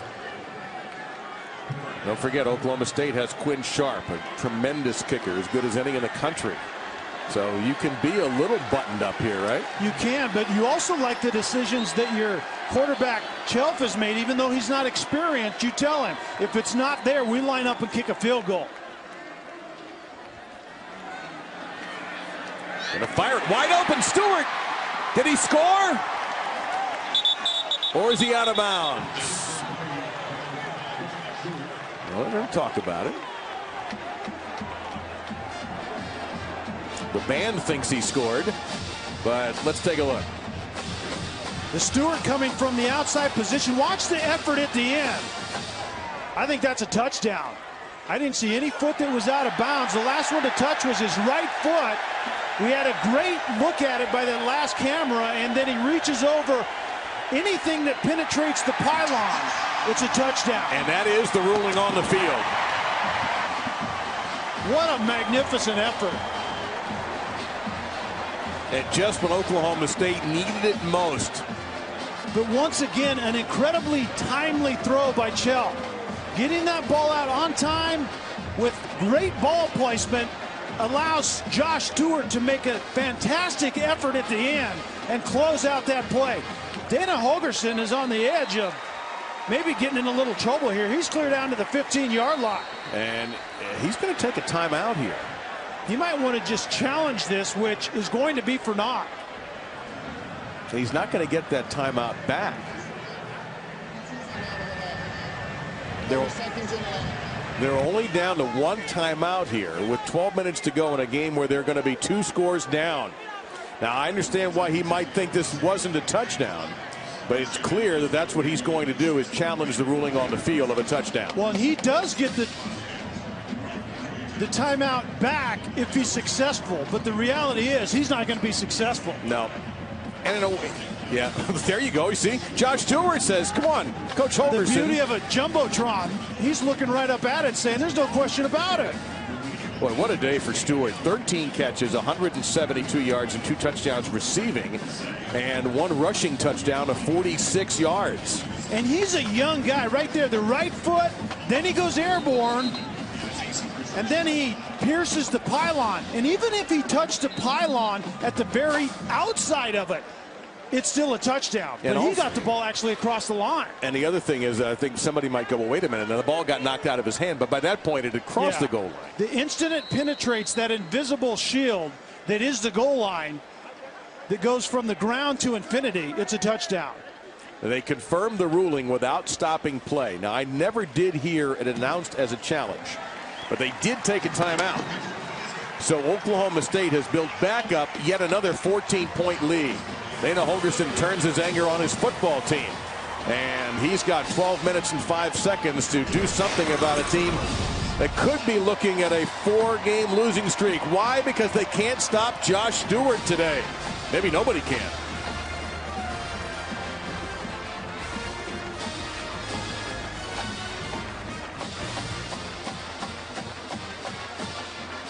coach. He has been brilliant today. 13 catches. There you see his numbers and the rushing touchdown. So over 200 total yards from Josh Stewart. And he's not the big-bodied receiver they've had great success with at Oklahoma State. 5'10", and they list him at 178. So it's a different kind of a style that Mike Gundy has with Josh Stewart. Man, it's worked today.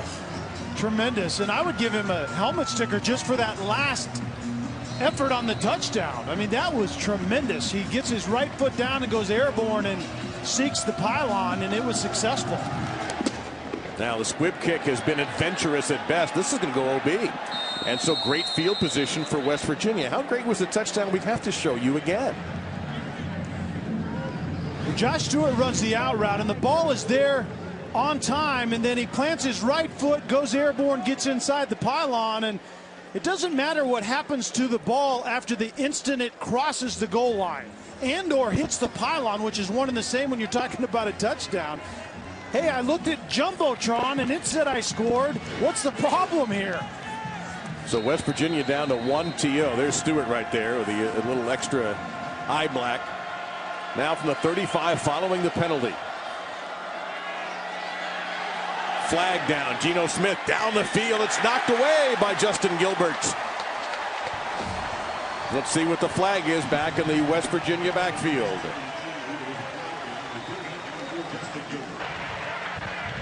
Holding. Number 76. Penalty. First down.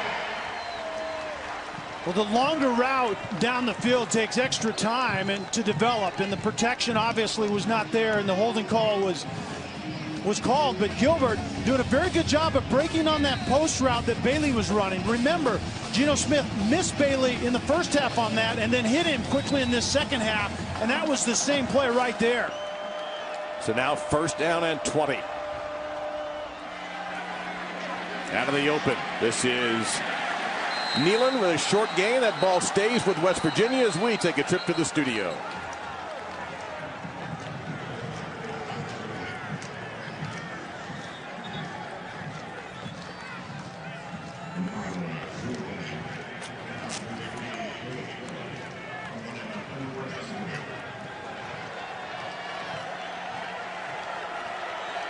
We got a couple of candidates in this game. Stedman Bailey for West Virginia and Josh Stewart for Oklahoma State.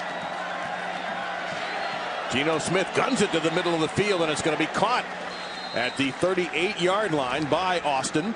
7 yards short of the first down, though. There is a gigantic third down.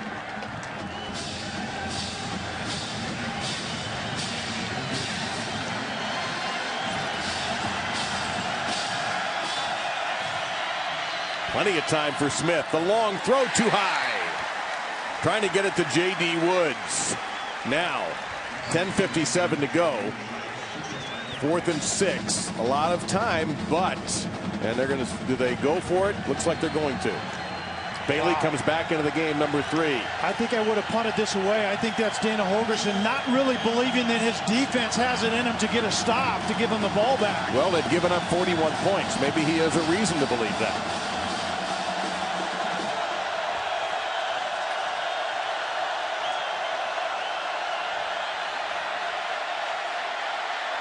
Knocked away. Smith was boxed in, and Sean Lewis stuffed the pass, and Oklahoma State takes over on downs. One thing I noticed there, Kelly, they weren't going to let Geno Smith run. Yeah, they did a very nice job of rushing him and containing him. He's not a guy that wants to scramble and get routes, but wow. Oklahoma State right there. They'll take over, Kelly, at the West Virginia 39-yard line.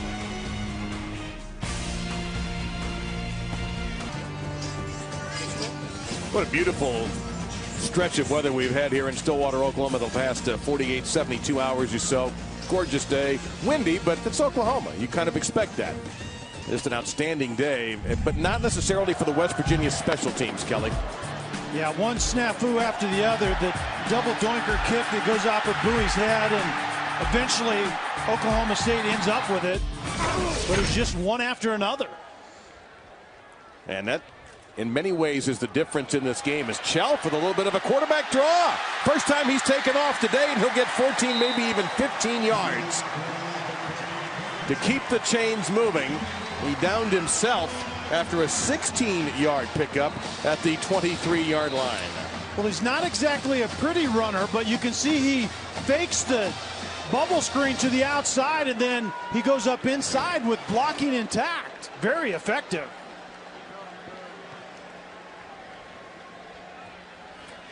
And they stay to the ground, this time with the outstanding Joseph Randall. He took a hit at the 21-yard line. He's a little tentative. Josh Francis, who's tied for 9th in the NCAA in tackles for a loss. And Randall takes himself out of the game for a moment. But what you want out of Chelf right here is just don't make a mistake. Run the offense as you have been. And if you throw the football, it's not clean, throw the ball away. And again, you've got Sharp as an excellent kicker. They hand it off to Jeremy Smith, and he may go. Touchdown, Cowboys.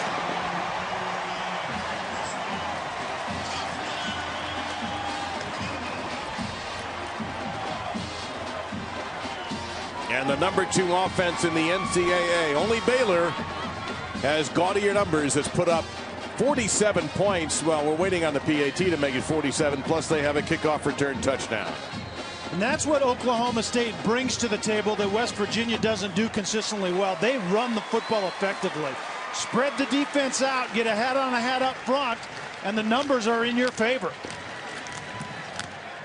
Well, West Virginia, during their bye week, went recruiting for junior college talent for next year's defense. They might need it. They are young. And West Virginia now in the biggest hole they've had all day.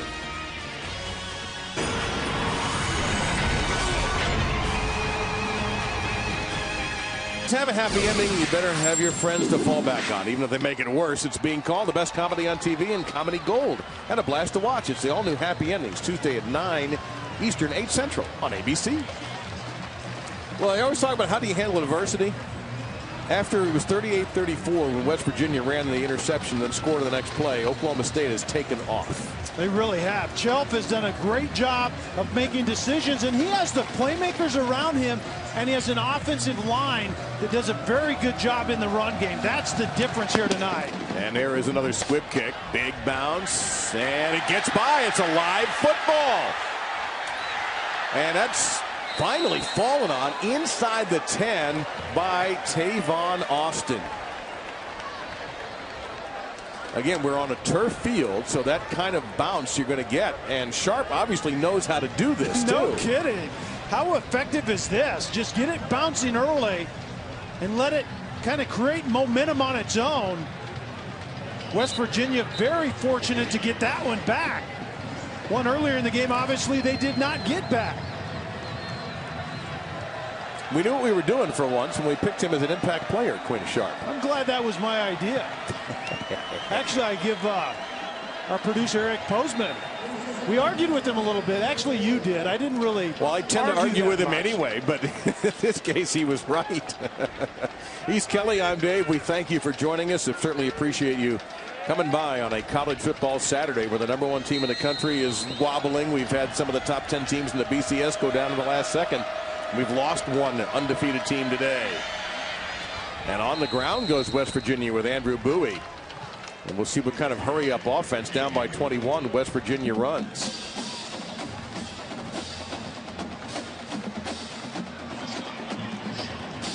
Second down and 5.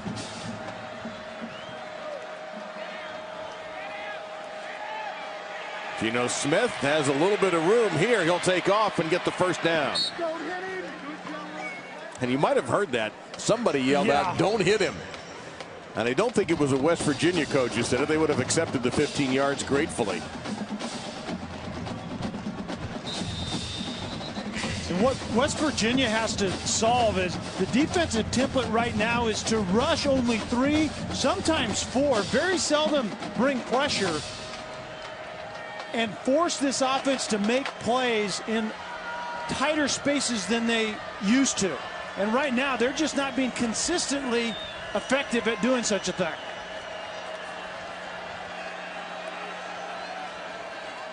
And they go to Bowie. And he'll get to the 25, and he is just wrestled down David L. Collins and Nigel Nicholas. Of course, this is a school with, we're only like, what, a mile from the National Wrestling Hall of Fame, and they certainly love their wrestling in Oklahoma. First year in the Big 12 for West Virginia, and they have hit a patch of ice in this conference. After coming over as the defending Big East champions and Orange Bowl champions, and man, did they hang it up in the Orange Bowl with 70 points. But things have changed as Geno Smith has had all day to find somebody. Still can't. Dumps it off incomplete. It'll be 3rd down and 7.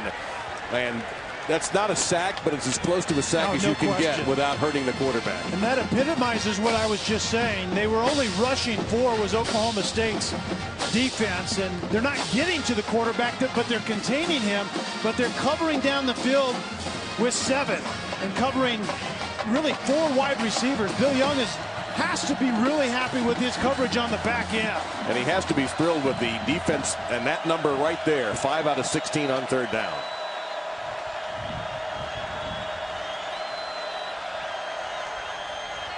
Pressure, look out here. He throws in the direction of the blitz, and it's incomplete.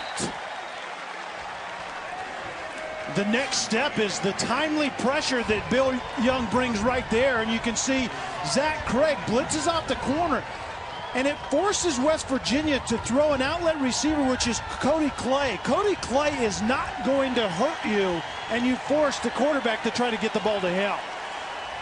And Geno Smith, he has been hard on himself, Geno Smith, and during this losing streak, shouldering a lot of the responsibility, rightly or not. And certainly as a quarterback, you bear that. You've gone through it when you played. But you got to have some help, too. Yeah, there's no question about that. And I think the difference is on the line of scrimmage. I don't think they can run the football when the numbers favor a running game. Charlie Moore trying to find a hole. He'll get out to the 23-yard line. So Oklahoma State and Mike Gundy following that 6-yard return in control as Geno Smith's first visit to Stillwater not going well.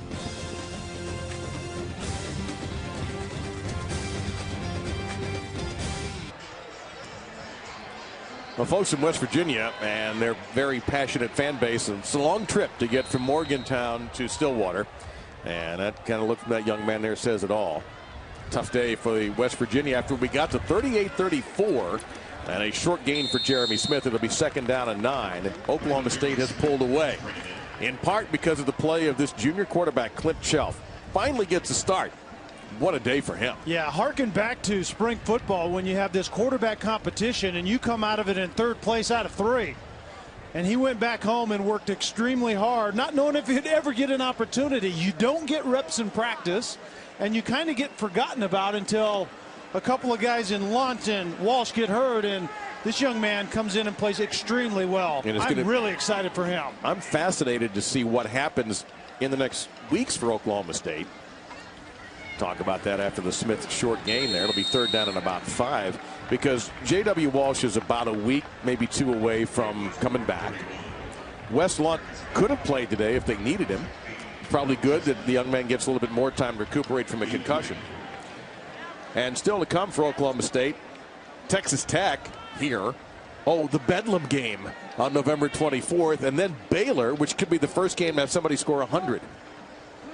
I think if Wes Lunt is all the way back and healthy, I think he takes over again. I think that's the way it typically works with coaches. You don't lose the job because of an injury, and if he's healthy again from that concussion, I think he's back on the field. Well, there's a solid tackle that time by Corey Harris, a freshman from St. Augustine, Florida.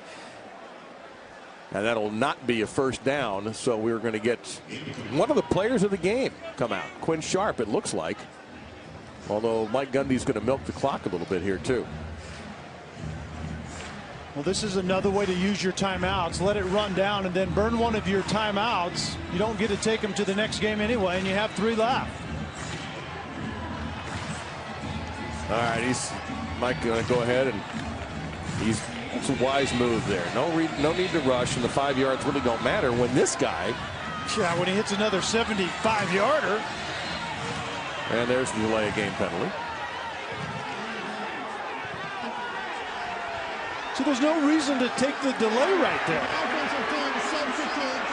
The defense has an opportunity to match up. It's a delay game. 5 yards, 4th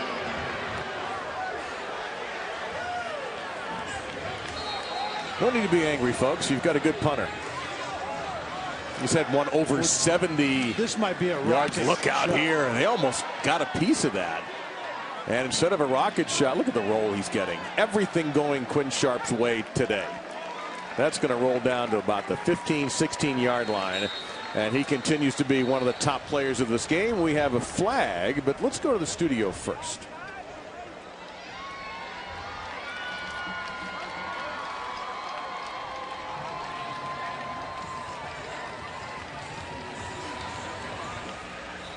Typical formation on the kicking team, number 23.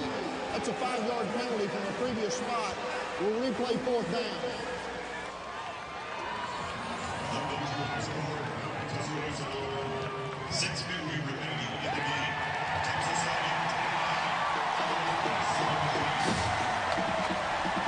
Yeah, it's a good night for carry-in food, folks. Don't go anywhere. And just load up, sit back and relax. The penalty is on Oklahoma State for an illegal formation. So we'll get one more look at Sharp, returning Big 12 Special Teams Player of the Year. And it'd be nice if Oklahoma State would protect better so we can see this young man just get into one. Because this might go to Tulsa. They got a piece of it. You could hear that was partially blocked. And West Virginia had better get out of the way, and they do. Everybody had better get out of the way, and it's down to midfield. So they went right up the gut at him. They almost got the previous punt that was wiped out. This one you could clearly hear was hit. So good field position for West Virginia and Oklahoma State territory, actually, at the 49-yard line as we take a look at our Pacific Life game summary.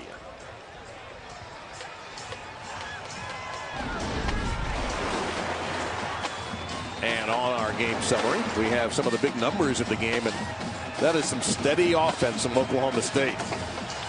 Wow, and you just can't be impressed enough with Chelf's opportunity he got here tonight and take full advantage of it. I mean, to not only just be serviceable, but he was more than that. I mean, the 4 touchdown passes, the 1 interception was actually one that went through Charlie Moore's hands. So he's played amazingly well in his first start.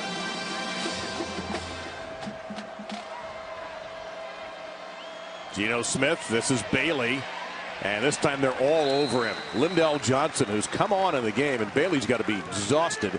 That's his 13th catch. He has 212 yards, actually lost 2 yards on that one. Of course, he's caught 13 in a game before against Baylor. That was a happier day for West Virginia as they appear to be on their way to a 4th straight loss. And at this moment, they're still not even bowl eligible. And West Virginia's got to play Oklahoma in Morgantown, however.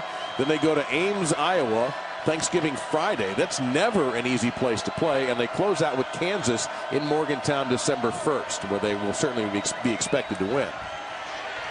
Geno Smith, good footwork there, and he gets the pass off. Another catch for Bailey. Man, give Bailey a lot of credit. He will not die easily. Broderick Brown brings him down. That's going to be a first down for West Virginia on Bailey's 14th catch. And Bailey is obviously the security blanket for Geno Smith.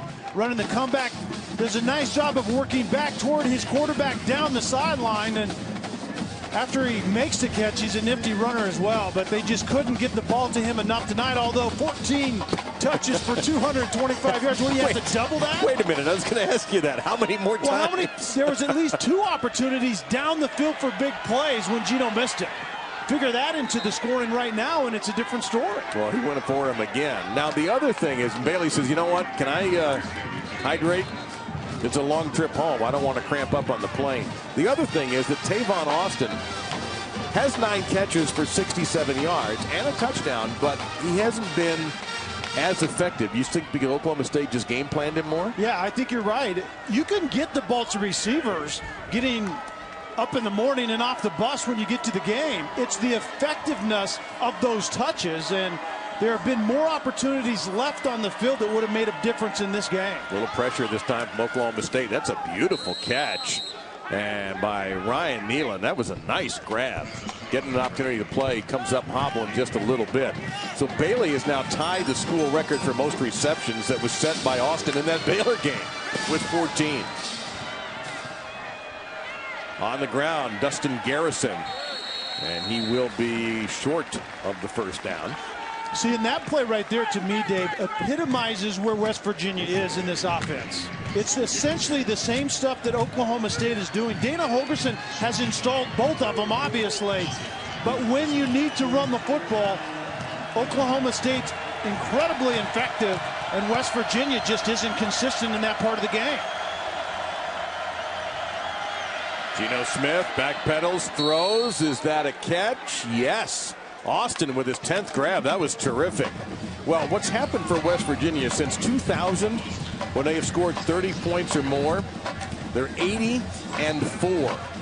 Last week was just the third loss, and now they're en route here to going 80-5, back-to-back losses when scoring 30 points or more, which is most unusual. Welcome to the Big 12. Yeah, that's for sure. Well, the other thing that's interesting is Austin makes another grab. That'll be short of the first down, and it will be off the tackle by Gary up to about the 13-yard line. Is the junior college route that Dana Holgorsen appears to want to go, particularly to beef up his defense. Yeah, you need an extremely big fix on the defensive side. You just need to incorporate more playmakers, and that's a great way to do it. Kansas State has been successful going the JUCO route more than on one occasion in Snyder's tenure there. A nice job there by Nealon with the footwork right at the mark. Stops the clock with 2:12 to go. Oklahoma State will become bowl eligible if they can hang on here, and it certainly appears that they have every reason to be optimistic. Fun team to have in a bowl game. Down to the 5-yard line. Inside 2 minutes. David L. Collins on the stop. The Oklahoma State's quarterback situation is going to be interesting down the road. Actually, probably starting next week. Starting, I would say, when they break down the tape of this and then try to figure out what to do with Lunt. That's him, number 11 right there. There's Chelf, number 10. He's had a brilliant game today. You can't dispute it. That pass well off the mark, and you're going to have to give that ball back. This isn't baseball.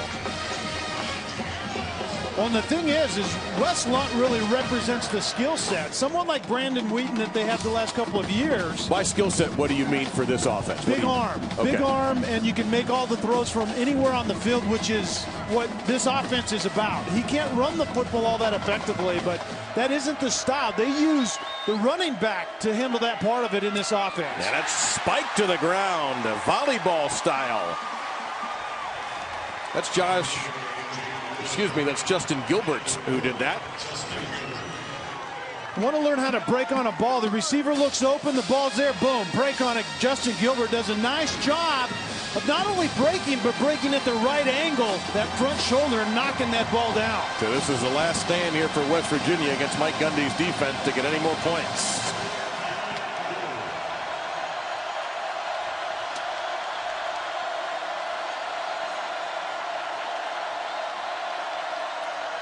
Pressure. Geno Smith got hammered, fires it incomplete.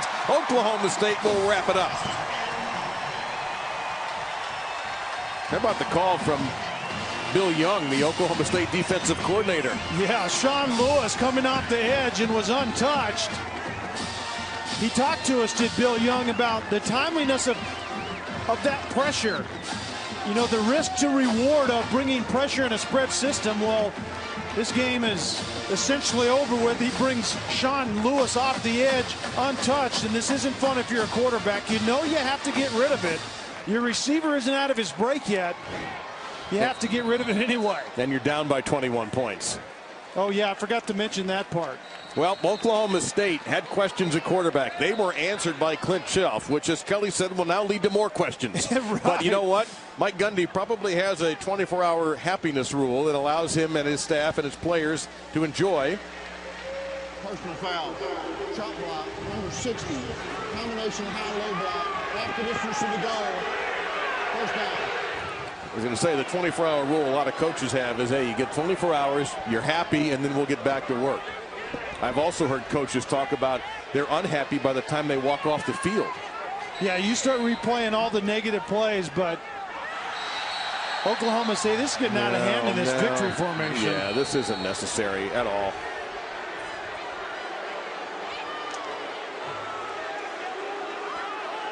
This is where the officials are going. I think are doing the absolute right thing. They've all come into the formation.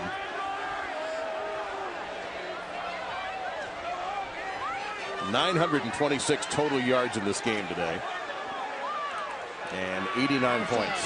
Defense on the nose guard, 5-yard penalty, first down. That was probably the retaliation for the previous chop block. And I think Mike Gundy wants a timeout to get his guys in order. I don't know how there could be a chop block in this point in the game, why you would ever consider that. Now, this is interesting. We can't read Mike's lips, and perhaps we don't want to, but it has something to do with act like you've been there before. Yeah, I think he just wants everybody to cool off. You do something dumb now, it could have, you might get a suspension from the conference. Yeah. There's all sorts of things that could happen, none of which are good if you're Oklahoma State.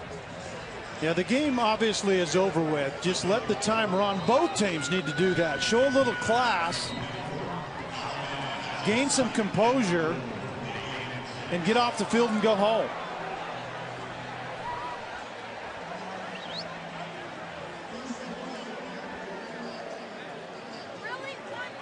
You learn how to win and lose gracefully, and we'll hope we get through the last minute 18 here without any more incidents. There you go. It's all it has to be. You can appreciate the build-up for West Virginia. They were hyped. You commented before the game. You noticed an extra spring in their step in pregame warm-ups. It's going to be a little bit of a longer trip back to Morgantown for them. And I think they could feel the energy from Dana Holgorsen. I think this game meant a lot to him. He wanted, there was something to prove coming back in here. He was here for 1 year, had a tremendous impact. His offense is still being ran on the other side of the field. He obviously wanted to perform better than his team did here tonight. But his problems weren't with his offense. Although they didn't have maybe the best day, they still put up 479 yards, ran 91 plays to 66 for Oklahoma State. That one being the 66th right there, which wasn't very effective. So Dana Holgorsen, who said, I've spent more time on the visiting sideline than I have on the home sideline. A couple of nice words there between the two coaches, talking about perhaps the way the end of the game, but it's Oklahoma State now bowl eligible. Geno Smith's team has lost 4 straight. Smith today 364 yards and 2 touchdowns. Once again, our final score is Oklahoma State 55 and West Virginia 34. Do not forget tonight at 8 Eastern, Notre Dame versus Boston College. For Kelly Stauffer and our entire crew, I'm Dave Lamont saying so long from Stillwater, Oklahoma, and good night.